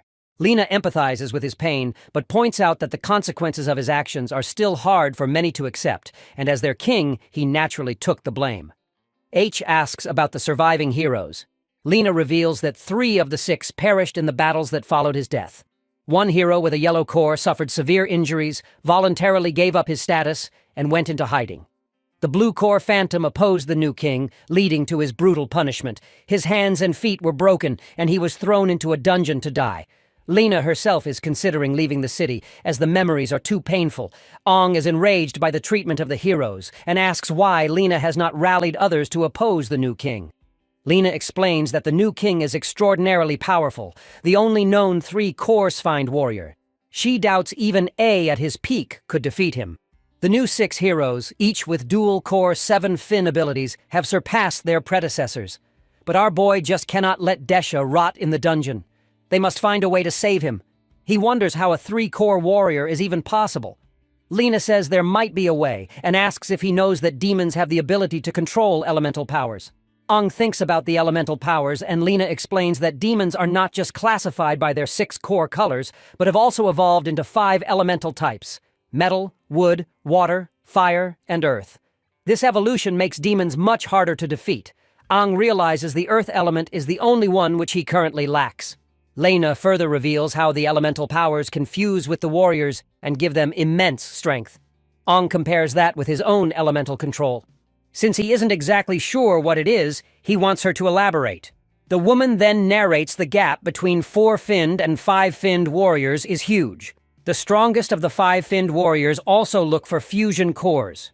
Lena names one such place where warriors look for fusion cores as Dracula's Boneyard Castle, and Ang remembers leading a fierce battle there with more than 1 million warriors. The aftermath of that battle gave the place its name. Lena adds that beneath the Boneyard Castle lie the cores of countless warriors and demons. Later, a new breed of demon is found. Even the weakest demons are 5-finned. These demons have fusion cores in their chests, crystals that allow warriors to fuse with elemental powers. Not everyone can use them, though. Only warriors at the 5-finned level with great physical resistance can fuse successfully. Ang looks surprised and asks if she can use all 5 elements with one fusion core. Lena replies that fusion only allows control over one element because the 5 elements are too distinct from each other to work together. She says that no one, not even the new king or the 6 heroes, has ever combined more than one element. Ang is amazed by how strong the warriors are with their elemental cores. Back then, Dylan probably was not showing his true power in the fight because he had to keep up appearances and didn't want to break apart the barrier. If that dude had been using his full strength, A would never have survived. She also adds that the new king and the 6 heroes are much stronger than the warriors from Aang's time. They have dual cores and fully represent the elemental powers, making it impossible to rescue Desha from the dungeon. Aang thinks about the 4 elements he already has from the 8-finned demon, but realizes he is still much weaker than these heroes. He decides he should not rely only on the demon's powers and promises to get stronger. To do that, he feels he needs to visit Dracula's Boneyard Castle. Lena tells Aang that he is not yet a 5-finned warrior. Aang responds that even though there is a big difference between the 4-finned and 5-finned levels, he aims to overcome it in his lifetime. Later, Aang meets Paris at the market and tells her about his new plan. He says he will leave only after getting the energy crystal. Seeing how determined he is, Paris agrees to help him and go with him, hoping it will finally fix the energy crystal issue in Heliwa town. As they walk, A sees Ji Yao Tong and his fellows walking right in front of him. The captain is busy telling the team about their plan to visit the Warrior War Department for help. Meanwhile, Paris questions the kid why he has stopped. And as soon as my guy greets his fellows, they all quickly latch on him to hug him, feeling emotional to see him alive and stronger. Jiang consents that A has grown a lot, while Lan notes that he is also taller now. Now that they mention it, A realizes that this might be because of the demon core. Lan mentions that they had followed the commander from Bryan City just to watch the tournament. Thankfully, Lu manages to get some information about his whereabouts, but turns out the information proved to be incorrect. So they had to go back to Dawn City, where Gi Yao Tang manages to strike up a deal and acquire some energy crystals. The next thing they wanted to do was to find him, not expecting him to already be in Dawn City. Aang is happy that the energy crystal problem is solved and offers to represent them from then on. Paris watches the group for a while longer before leaving them to reunite. Before she takes off, Jiotang thanks her for looking after Aang, but the woman believes that our boy is the one who has been helping Pikadia City. Moving on, Lan suggests Aang to talk with Lu because she has not been eating well since they separated. The photographer maniac also shows pictures of Lu who looks sad and distant. Aang eventually goes to the girl, apologizing for making her worry and promises not to leave on his own again. Leo becomes emotional before taking his words. All the friends spend time talking and laughing together. Meanwhile, Lena keeps watching from hiding, remembering everything that has taken place in her life with A and the other heroes. Seeing them all reminds her of the bonds they once shared. Lu dreams of a devastated area where she is helping Aang, asking him to stay awake and hang on. She begs him not to go unconscious. Finally, they see an elemental crystal which they manage to snag. For context, if you can't remember, this crystal allows the warriors to wield elemental powers of demons. A demon also barges in and makes fun of them, calling them low-level warriors and saying that even with the crystal, they are just delaying the inevitable. The demon charges at Lu and knocks her down over the ground. Despite the attack, the only thing she wants to struggle for is to help Aang. Suddenly, the nightmare ends and Lu wakes up in her bed. Realizing it was just a dream, but it felt incredibly real. Even the sensation of being stabbed. Sweaty and shaken, she decides to take a shower. Just then, Aang opens her door, saying he heard her shouting. Seeing her in a nightdress, she throws a pillow at him and scolds him for entering without knocking. Aang explains that he came because he was worried, but the girl only yells at him to leave. Later, Aang waits outside the hotel for Liu. When she joins him, she decides it is time to go. Aang asks if she cleaned up, and she tells him to call her squad leader. He agrees, and asks if she rested well, reminding her of the long journey ahead. Liu assures him she is fine, but admits the nightmare scared her. She wonders how he can stay so calm, even though the place they are about to visit is nerve-wracking. Turns out they are traveling through a sea-level area on their way to Dracula's Boneyard Castle, and if they hurry, they will arrive by evening. He adds they will need to pass a test of strength to enter the castle, otherwise they will be treated as trespassers. The girl recalls that Jiotong mentioned the castle as an important site where promising five-finned warriors go to obtain elemental crystals. A city has grown around the castle, complete with military grounds and high-level warriors. The area is heavily guarded, not only to prevent unauthorized entry, but also to keep creatures inside the castle from escaping. Aang asks if she is afraid to accompany him there, especially since only five-finned warriors usually dare to go.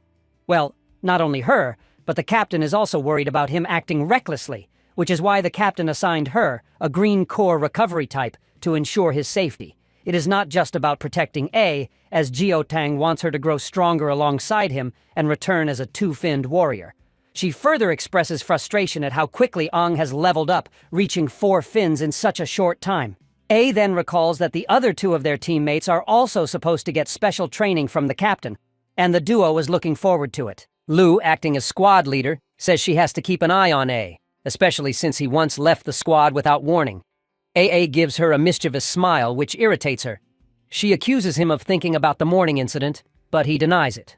At Dracula's Boneyard Castle, warriors are recruiting other warriors in their teams. Some squads require agility-type warriors, while some want green core warriors, and they all should be five-finned warriors to qualify. When Aang and Loi arrive at the castle, the warriors at the entrance notice them. They refer to Aang as a 4-finned warrior and Lu as a 1-finned warrior, questioning where they are from.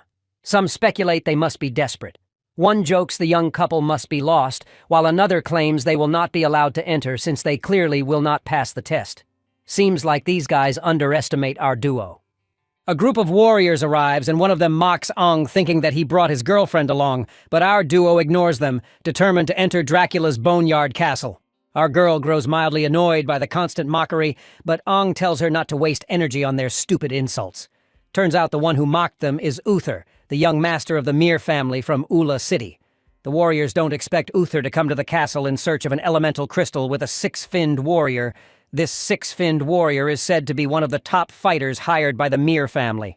Someone nearby mentions seeing his information on the hiring board, noting both his impressive strength and his connection to the mirrors. They also say the warrior already possesses an elemental crystal and has gained significant elemental power. So they believe Uther will succeed this time. Uther introduces himself as the young master of the Mir family from Ola, an A-level city. He boasts that everyone knows his family, the largest warrior guild in the city. He further suggests to Lu she doesn't belong there since she is a green core, and offers her a chance to be his personal healer, promising generosity in return. Of course, our duo ignores him, making the bastard annoyed that they are not flocking over him just because he hails from a big family. He assumes they don't know about the mirrors. Bro is really full of himself, and Loi snaps because she had it enough, demanding to know who gave Uther permission to speak to her that way. Uther continues bragging and insulting her, which only makes the girl angrier. The bastard then throws his side chick away, ready to take our girl down. Even though Loi isn't strong enough to face him, she refuses to back down. Furious at his arrogance, she prepares to fight. Uther charges at her, saying he'll teach her a lesson. But before he can strike, A steps in to stop him. Uther tells him to move aside and threatens to deal with him as well if he doesn't move. Ong reminds the bastard who started the fight and warns that causing trouble could damage his family's reputation. He suggests Uther think again since the guards might refuse him entry if he causes a scene. Of course, this arrogant piece of refuses to back down. The six-finned warrior with him steps forward and agrees with Ong. He says all the warriors present are strong and making a scene would look bad for the mess. He advises Uther there's no need to rush. Once inside the castle, anything can happen. Well, we can tell what these bastards are planning. Uther reluctantly backs off, saying he won't waste time on weak opponents, then moves forward. The six-finned warrior follows, using his earth elemental power to throw small stones at Ong, which my guy catches easily in midair.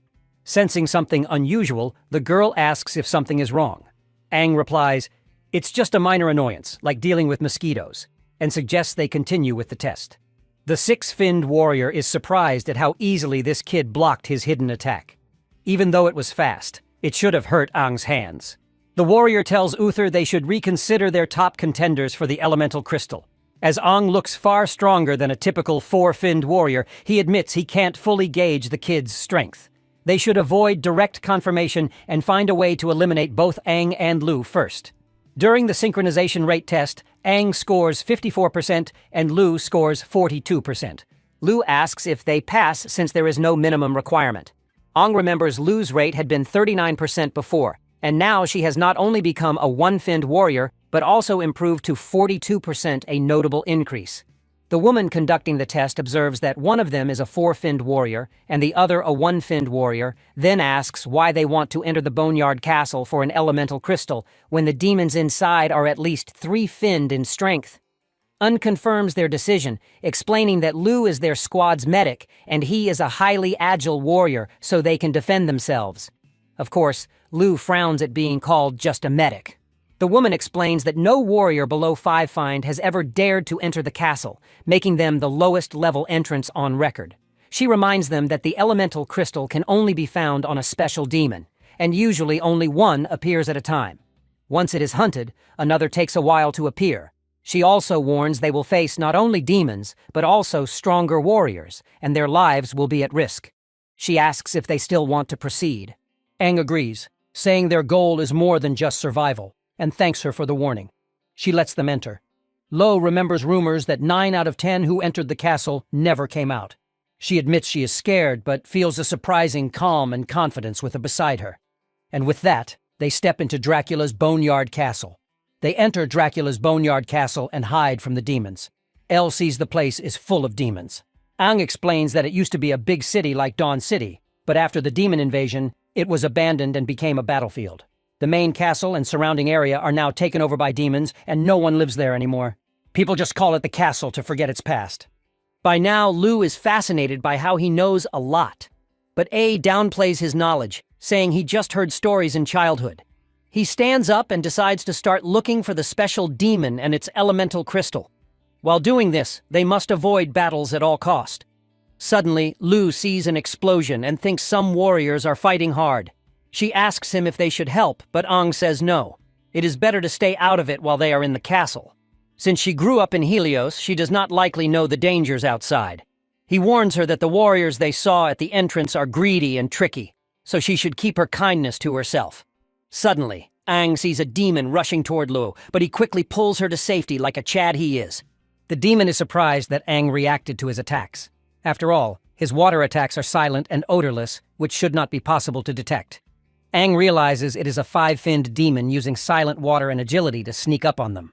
Lu thinks that if our boy had not acted fast, she would have been hurt. He then decides to deal with this bastard, saying they should not attract other demons or warriors and should end the fight fast.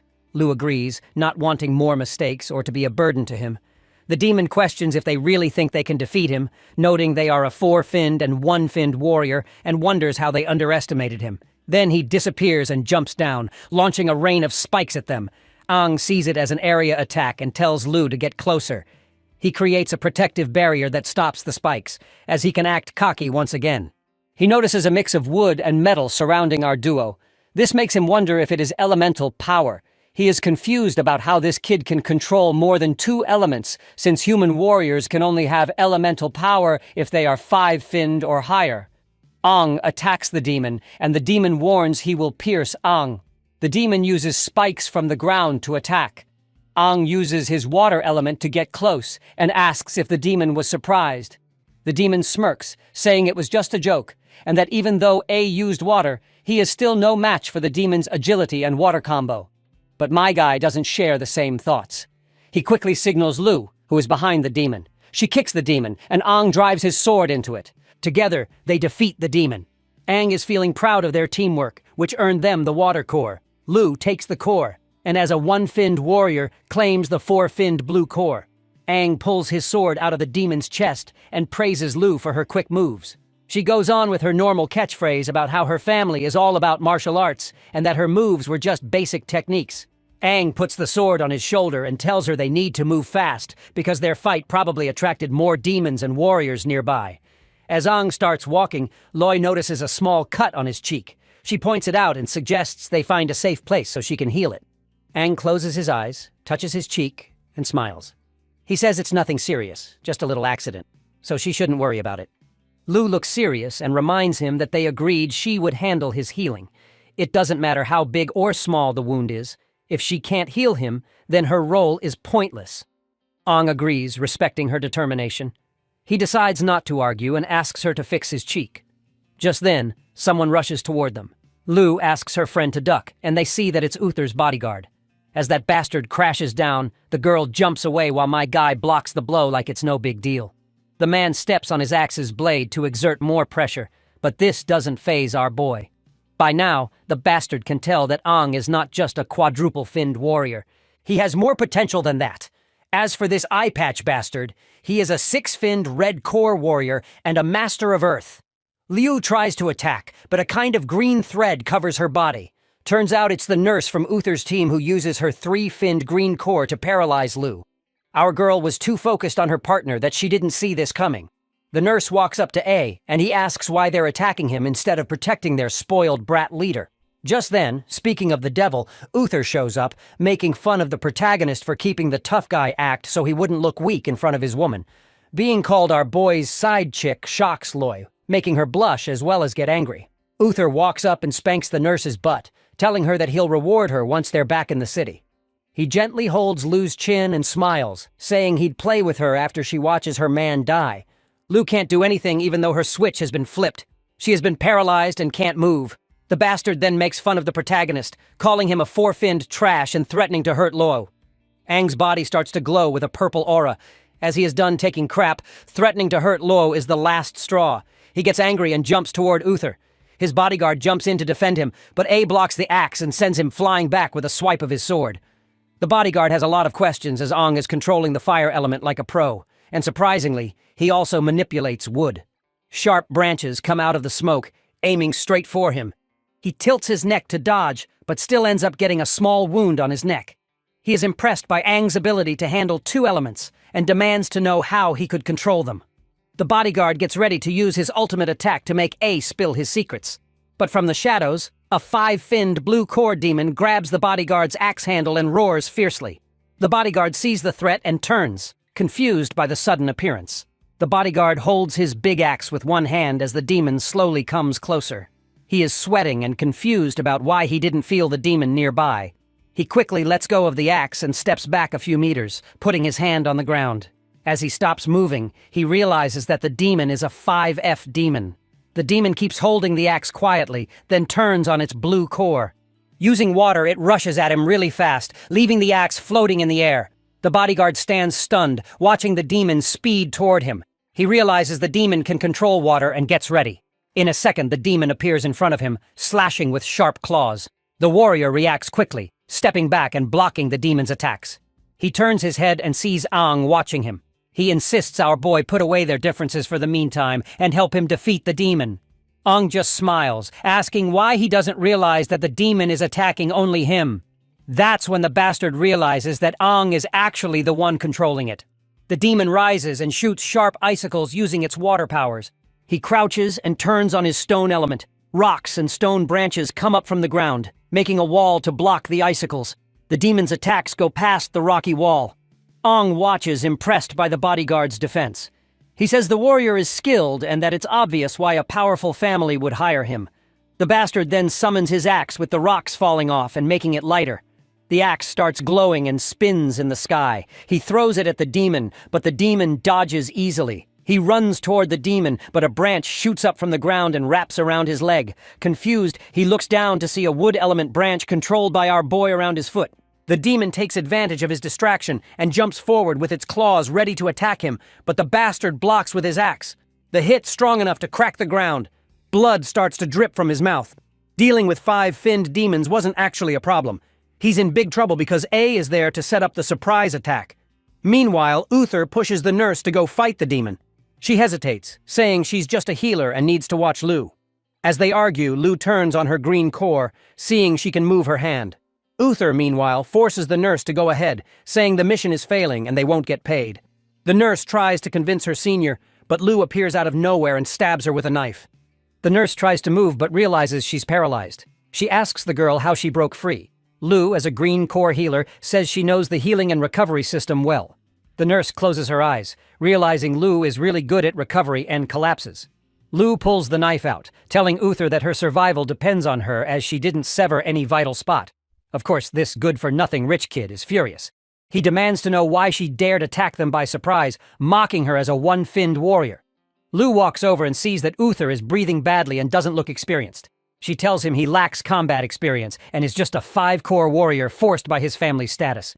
She looks like she's out for blood as she says people like him ruin the reputation of warriors. Uther, angry, insults her more, saying his father spent years and money making him a 5-core warrior through painful methods. He gets mad that A and Lou have messed up his plans. As the bodyguard and the demon keep fighting, Uther yells for him to come protect him from this girl. Ang turns on the wood element, sending branches to attack the bodyguard. He dodges, getting small cuts on his face, bleeding. Uther tells the bodyguard to take care of Lou as he's losing patience. The bodyguard responds, calling him trash and telling him to give up. He calls Uther a waste, saying he can't even fight a finless demon.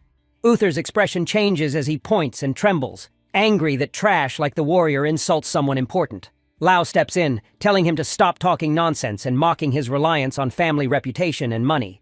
At first, confused, Uther gets mad and turns on his blue core, confronting Lou aggressively. He pulls a knife, but Lou turns on her green core and appears behind him quickly, stabbing him in the side. Uther turns to attack, but Loy quickly dodges, leaving him screaming as he charges up his energy. This is then Loy looks into his eyes, realizing he never learned to control his energy, and if he tried to release all that energy, the consequences would be heavy. Remembering the professor's warning about warriors losing control of their cores, Loy smiles, thinking it's the perfect end for someone like Uther. She gathers her strength and charges toward him, ready to end the fight. She turns on her green core and her body is surrounded by a strong energy bubble. She moves quickly toward Uther, who is starting to lose control of his body. He looks angrily at Lou, and then smiles, saying she shouldn't have come here to start a fight. Suddenly reaches Uther. He swings his knife, but she dodges just in time. Frustrated, he transfers energy from his blue core to his dagger, making it glow. He starts staring at her with a fierce look and begins attacking her with a series of hits. The girl blocks his attacks with her knife and steps back. Uther mocks her, saying that as a green core warrior, She can't compete with his speed as a blue core agility type. Even though Loi has a green core, she easily dodges Uther's attacks. She gets a small cut on her cheek, but quickly finds an opening. She uses her green core's energy around her knife, moves closer to him and hits him in the chest, sending him flying back. She attacks Uther again, pushing his body aside with precise moves. Uther is surrounded by his blue core's energy and tells her not to underestimate him because he's Master Uther from the Mir family. Anyone who makes fun of his family deserves to die. He stands up with his knife in one hand and stretches the other to the sky, screaming. His body starts to glow with unstable blue energy, and he looks furious. Liu watches as Uther loses control, and his energy turns into lightning bolts that hit everything around him. One bolt strikes near where Ong the bodyguard and the demon are standing. Ong senses the danger, turns on his red core, and runs toward Uther. Uther's blue core explodes, creating a huge crater in the ground. Liu shields her forehead, feeling the protective shield hold, but after the smoke settles, she hears someone praise her for breaking through a 5-core warrior's defense. She opens her eyes and sees Ong standing in front of her holding a wood element shield. He smiles and congratulates her on a good job. Liu sits up and tells Aang that Uther wasn't strong enough for a 5-finned warrior and that he was weak. Uther couldn't match her skills because he had no combat experience. He notices her injuries and tells her to recover quickly. Loi is surprised and checks her small cuts, which she hadn't noticed. Al continues to praise her for her bravery and decision-making. The girl looks up at him and blushes. She wants him to stop talking about her. She then asks if he finished fighting the bodyguard. When Liu stands up, they both look toward where the bodyguard is. Ong tells her that the demon he was controlling has been destroyed by the explosion.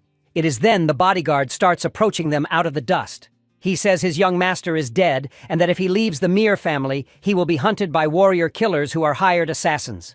He explains that these killers are part of a secret group led by greed, and that one of them is a 7-core warrior. He puts his axe on his shoulder and looks at Ong and Liu, calling them strong, but having lower-level cores for some reason. Ong smiles, thinking there's no point in fighting anymore. He realizes the bodyguard only needed to protect someone who is already dead, so he has no reason to fight now. The bodyguard stares at Ong and asks about his strength and background. My guy smiles once again and says he's only a 4-core warrior with some special abilities. The bodyguard thinks A might be a genius warrior because he has skills that regular warriors don't have. Since the kid has already mastered the elemental powers, then why did he even come to the castle to look for the elemental crystals? Ong doesn't want to talk about it as it's nobody's business. Internally, Aang agrees with what this dude said. He originally planned to see if the crystal could let warriors use all 5 elements together. He wants to merge metal, wood, water, fire, and earth into one. Ong looks down, thinking about becoming stronger. He wants to rescue Daisha and knows he can't rely only on his demonic powers against new threats. The bodyguard turns his back on our duo, puts his axe on his shoulder, and tells them to leave quickly, because Uther's self-destruction will attract more demons or warriors. He says it's better for each of them to save their own lives. He wishes them good luck and walks away. The duo watch him leave and stay silent. A few hours later, the duo follow the demon's trail. They fight several demons, but Ong easily defeats them. At night, they meet warriors around a campfire. Our boy naturally makes friends with everyone, which surprises Loi. Later, they settle at a bridge to rest. Liu gets into a sleeping bag while Ong sits by the wall. She notices how calm he is and asks about his experience. Ong tells her that he just knows how to handle things. Liu, feeling sleepy and confused, teases him, saying he acts like an uncle. Aang smiles and says it could be possible, then says goodnight. The next morning, they wake up because of the noise of a fight. Aang looks toward a new hole in the wall, and Liu says it sounds like a battle. They get ready to move, sensing chaotic energy from the elemental demon. They jump off the bridge, activate their cores, and descend quickly. Liu asks why he looks so excited. Well, of course he is excited. After all, the elemental demon is the kind of species he has never seen before. Even though he fought many demons in his past life, the elemental demon interests him a lot. He charges toward the castle, ready to beat it before anyone else can. They both run toward where the demon is hiding. On the way, Ong tells Liu that the demon has slowed down after hiding and says they should use this time to follow it. Liu asks if he is sure where the demon is, saying the area is big and finding the hidden demon will be hard. Aang replies and assures her not to worry because he could feel the demon's energy earlier to its exact location like it is part of him. He closes his eyes, focuses on the energy around them, and realizes the demon is moving underground. As they keep running, Lu sees other fighters also looking for the demon. She points them out, confused. Ong stops focusing and sees the fighters getting their powers ready and rushing to where the demon is. He thinks the quick team must have sensed the demon fight earlier, but he is sure that it might take time for this group to find the demon. He decides they have to take a shortcut, grabs Lu's hand, and pulls her toward a deep hole in the ground. They jump in together, and he uses his power to create sticks to break their fall. As they hit rock bottom, Lu opens her eyes and asks where Aang is, to which the guy responds that he is right under her bottom, and Lu surprisingly finds herself sitting on his chest. Of course, he asks her if she can get off him, which she does embarrassingly. They reach the demon's hiding spot, and he says he didn't expect to find a cave down there. Lu comes up to him and asks how far the demon is. As they move closer, they see the demon, a 5-finned creature sleeping while obviously aura farming. Ong whispers that this is the one they are looking for. Liu looks at the demon, wondering if it has the elemental crystal or if it is just a regular 5-finned demon. She notices its energy seems much stronger than normal. Ong explains that starting a fight would bring other fighters, so they need to grab the crystal and leave quickly. They have only 5 minutes to defeat it, and he will need her help. Liu feels nervous, but trusts Ong. They sit down as he explains a plan to use strong techniques to take the demon down fast. Surprised by how much Ong knows, Lu once again questions how he learned these moves and how he has so much experience. Once again, my guy keeps it ambiguous. Aang steps closer to the sleeping demon, getting ready to attack. As he gets closer, the demon feels his aura and wakes up, ready to throw down. My guy uses his demonic energy, causing his horns to appear as his red power becomes unstable. He faces the demon, ready to fight. The demon stands and makes fireballs and water balls in both hands, asking if A is a demon because their energy feels similar. The girl steps forward with a spear charged by her green power's energy. Taking a deep breath, she remembers Aang's instructions to focus her power into a weapon, and she aims the spear at the demon and charges. In another flashback from a few minutes earlier, Aang showed Lu how to use her core energy. She asked if she would be the one to finish the demon. Lu reminded Aang that this demon has 5 fins and was smarter than others, so if its defenses are too strong, they can't beat it quickly. Aang told her that he would make the demon use all its power in one attack. Once the demon is tired, its defenses would get weaker, giving them a chance to strike quietly. Back to the present, Liu throws her spear with all her strength, using her green core. The demon looks back, surprised by the surprise attack. It sees that they have planned the attack and tries to react, but it is too late. Liu's spear goes through its chest, breaking some ribs and revealing the crystal inside. The technique Aang taught her lets her gather enough power to break through the demon's defenses. She can't believe she has damaged its body with her special energy. The demon, now tired from defending itself, lowers its head in shock. It tries to heal using the wood element, but the energy from the spear stops its healing. Praises her, and then runs at the demon faster. The demon panics and tries to defend itself, but my guy grabs the crystal quickly. Holding the crystal, he steps back, and within seconds, the demon falls to its knees and can't heal anymore. Its firepower starts to fade as it shakes, finally asking why it can't heal. Aang then reveals how the girl's attack uses regenerative energy, which stops any healing that doesn't come from the attacker's own body. The demon's fire dies out, and it collapses. Lu rushes to help Aang, worried about him. He tells her that he is fine and thanks her because they have the core. He calls her a genius for that final attack. Leo blushes and says it isn't a big deal. Aang sees some small cuts on Lu's body and asks if she has used a lot of energy. She says no, that she can still move easily. Just then, they hear the sound of warriors approaching. Lu looks toward the door and realizes they are in danger. As far as Aang knows, some warriors can sense battle energy waves. He says they have to escape quickly. They turn on their cores and run toward the exit. As they are running, he feels a sharp pain in his mouth and falls to his knees, bleeding. The girl hurries to help him as he drops the crystal. The protagonist realizes his body can't handle using his demonic energy too much. With his last bit of strength, he grabs the crystal and tells Lu to leave with it. He knows the warriors are almost here, so he tells her to leave first. The stubborn girl doesn't listen to him and manages to drag him out of the place. As expected, they soon find themselves surrounded by these bastards who popped out of nowhere.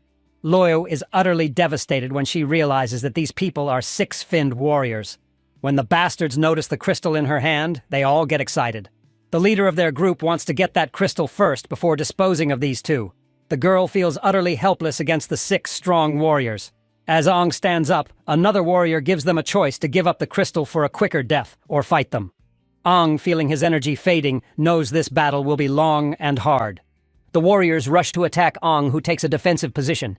It is then Liu remembers that bad dream she had before coming here, and this gives her a really bad feeling. All the warriors run toward Ong. The Red Core warrior smiles and tells them to kill both Ong and Liu and take the crystal. One of the triplets takes out his dagger and apologizes to A in advance. He tells Ong that their team already has someone ready to buy the crystal. Even if they don't use it themselves, selling it will make a lot of money, and sharing the money means better gear for the three of them. Hung looks down, shaking. He has about only a minute to take out the warriors. If he uses his demonic power again, his body will only last another minute. He feels very angry, because why is his body failing him now, holds the crystal close to her chest. Looking worried, seeing her scared, Ong decides he needs to keep her and the crystal safe. He puts his sword on his shoulder and faces the warriors, who are getting closer with their weapons ready, trying to grab the crystal. Blood drips from Ong's mouth as he slowly turns to face them, and in seconds, he turns into a demon. One of the triplets is shocked by Ong's change. The Red Core warriors are shocked and confused if this kid is turning into a demon. As the warriors get closer, Ong grips his sword and hits the ground with his other hand, releasing the fire element. Immediately, Ong disappears, and the warriors try to use their abilities to find him. Suddenly, Ong appears behind them, ready to strike. He has 58 seconds left in counting. Before one of the triplets could attack, Aang uses his speed to stab him in the chest, causing a lot of pain. Aang looks into Triplet 3's eyes, smiling badly, and starts an attack. Now there are 55 seconds left. Seeing their brother dead, the remaining triplets, well now twins, are shocked and confused. The Red Core warrior and others stop moving toward Ong. Meanwhile, the new twins charge forward, wanting to avenge their brother. Ong has only 54 seconds left, and before they could do anything, Ong pulls his sword and cuts them into pieces. He goes ahead to use the golden earth elements to shoot gold branches from the ground, breaking parts of the triplets and piercing their bodies. The three warriors move back a few meters, watching the protagonist in amazement at his speed and skills. With the triplets stuck on the gold branches, Aang looks at the remaining warriors and walks slowly toward them. The Red Core warrior asks the others to work together, use all their power, and fight A till the end. He can't believe they can't defeat a single demon. The green-haired and blue-haired warriors agree without hesitation. Suddenly, Aang feels something wrong and starts spitting blood. He feels like his insides are about to burst. Definitely bad news for the protagonist. The warriors watch, confused. Lu realizes that her teammate's body can't hold on anymore. The Red Core warrior smiles, remembering seeing a badly injured even before they arrived, and planning to take advantage of that. Taking the crystal from Liu is easy for him, but dealing with A is important. The three warriors move quickly towards Ong. The Red Core dude commands for them to go in for the kill. Ong, seeing they want to attack him together, smiles and teases them to try him. He grabs his sword with both hands and slams it into the ground, creating a shield of red energy around him. The warriors get confused and move towards A, attacking the shield directly and using all their abilities to break it. They attack for several minutes, but nothing happens. The blue-haired warrior keeps hitting the shield, while the Red Core warrior realizes the shield is shrinking. He figures out it's a trap, and orders them to stop attacking, but A smiles and says it's too late to escape. Turns out all the damage to the shield will come back to them. He uses his rebound ability, and as the timer hits 0, the shield explodes, sending a strong wave that kills the warriors instantly to stop the remaining energy from reaching Lu. Aang focuses all his energy into the sky in a burst, but it becomes visible from far away. A nearby warrior sees it and tells the others it's related to the elemental crystal, and all the warriors run toward the explosion. Seconds later, the energy fades, leaving a big crater in the ground. Aang kneels with his sword stuck in the ground. The explosion wave was so powerful it even burned the warriors attacking him. Lu rushes to him, asking if he's okay. With his last strength, Aang looks at her with one eye closed and the other open, smiling despite the blood from his mouth. He closes his eyes, feeling calm, seeing she's safe. Him controlling the explosion's size was a good move after all. He lets go of the sword and falls to the ground, but just before he hits the ground, Loi moves quickly and catches him with both hands, holding his neck. With his last strength, he tells Lu to leave first, because the leftover energy from the explosion will attract more warriors and demons. Lu asks if he would leave his team if he were her. She grabs the crystal and decides to carry him on her back. She places a shoulder on top of hers, and as they walk out of the crater, she says she'll handle the rest because she can't let him fight alone all the time. This is the same scene she saw in her dream. Ong and Liu run into a nearby building to escape the chasing demons and warriors. When Liu opens the door, she feels a strong, evil presence inside. Luckily, the demons there are already dead. After making sure the room is clear, Liu puts him back on her shoulder and they start running down the hallway. Carrying A is tiring, but Liu encourages him to hold on a little longer. Even though she is really tired, Liu keeps going. She tells Aang to stay awake because they are almost safe. But after a few moments, A goes unconscious and Liu panics and calls his name, reminding him that they can't rest now. She holds on tightly, begging him to wake up. They have been through so much together, making this moment even harder. Slowly, Aang begins to wake up. He opens his hand and drops the elemental crystal to the ground. The crystal rolls away and Liu quickly picks it up. As she stands up, everything around her looks very familiar. Liu can't remember when these visions started, but her dreams have prepared her for this moment. She starts to sweat and turns her head only to see two powerful demons above them, just like she saw in her dreams. One is a green core wood type demon sitting on a sharp branch staring at her. The other is a blue core water demon flying above. Holding the crystal tightly, Liu knows they are in big trouble. She activates her green core and uses her last bit of strength to try to escape. She knows she can't fight both demons alone since she is just a single thin green core warrior. The green core demon quickly moves above her and turns its hand into a sharp sword made of wood.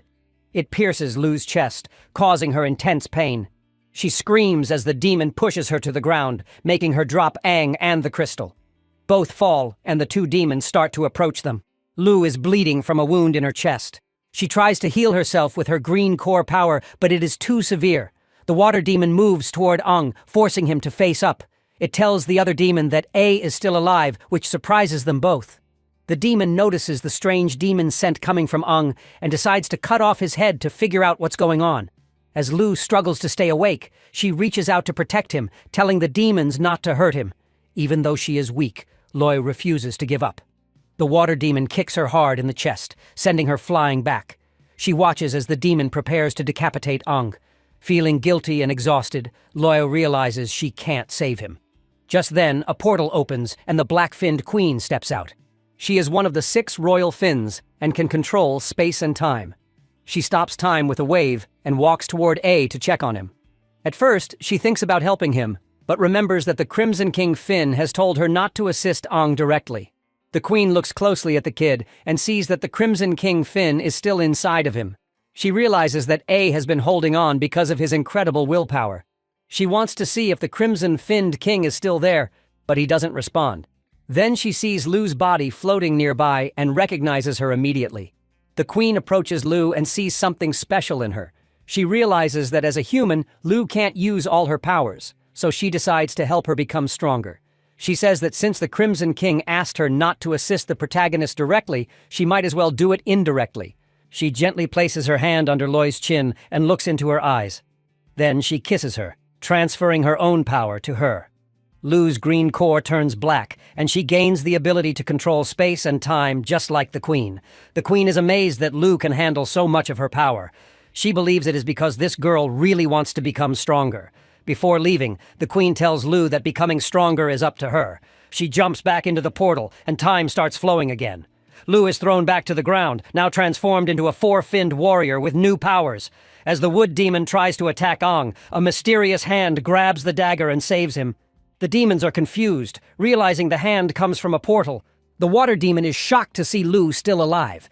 It becomes clear that the queen has empowered Liu. Now she has 4 fins, black and white flow elements, and can control space and time like the black-finned queen. She goes full ballistic and throws that bastard away for daring to touch our boy. The demons realize that she's just like them now, but she tells them that she can never be the same as animals like them. The blue core demon launches itself to attack her with killing intent, but she easily counters with some kind of matter cube, which she drops on him like an anvil. The demon is surprised that she's able to use space manipulation, but tells her not to look down on it, as one single construct isn't enough to kill it. Lee responds by asking, who said it was only one construct? Immediately she forms many constructs above the demon and drops them all on it, creating a massive deep sinkhole from the impact. No way he's surviving that one. His demon friend wonders how she did that, saying the other demon was squashed to smithereens. Liu says it's his turn, and it slowly starts to back away, remarking that despite looking like a weak and tender human, her aura is quite intimidating. It gets confused and demands to know what they both are, saying they have to be demons to have powers like that. It adds that it's extremely rare to have spatial manipulation power, and her comrade has terrifying powers as well, so what in the world could they be? Lui gives him an answer, telling him that they're human warriors. The demon laughs it off, asking if she even believes the words she just said, as it makes no sense how she went from a mere single-finned warrior to a four-finned warrior who can easily obliterate a five-finned demon. Lu replies by ripping him apart, telling him that he's too noisy. She bends down and puts her hand on Ong's face, telling him that he's been the one protecting her ever since, so from now on, he should leave it all to her. She uses telekinesis to pick up the core, and with that, she picks him up, and they leave together. Over at the gate, the warriors sense humans on their way out, so they open the gates to see an injured Lu and an unconscious Ong walk through. They immediately call for medical help. They soon notice a horrifying scene. All the demons have been compressed inside these cubes with the help of spatial manipulation. Meanwhile, as LSE is drifting inside her consciousness, the black-finned queen tells her that she was right to think she would be a perfect vessel for her power. She can tell that there's a special power Lu has yet to unlock and is looking to transfer it to her. With that, Lu immediately wakes up on a hospital bed. She recognizes the place as an infirmary in the city's outskirts. She wonders what and who she just dreamed about and how her wounds have miraculously healed too. She tries to remember what happened in the castle, but it's difficult because her memories are very hazy. She immediately hears A telling her that she rescued him from the castle as she persevered till the end. He praises her for such determination. She asks him where the core is, and he shows it to her, saying he found it in his clothes when he woke up. She then gets up and decides to leave immediately. As she exits the room, A notices an aura surrounding her similar to his own. He got a lot of questions about what happened back when he was unconscious. Later, he and his lady ride away in a car. They're looking for somewhere they can cultivate the integration core so that they'll be able to fuse with it smoothly. Since the integration core demon was able to use all the abilities, Ong should be able to get the last element that he needs, the earth element. He wonders what would happen if he combines them all at once. Liu then recalls her dad telling her that rank B cities have empty spaces for cultivation. Thank you for watching. If you want a part 3 of this manhwa, comment Demon Core.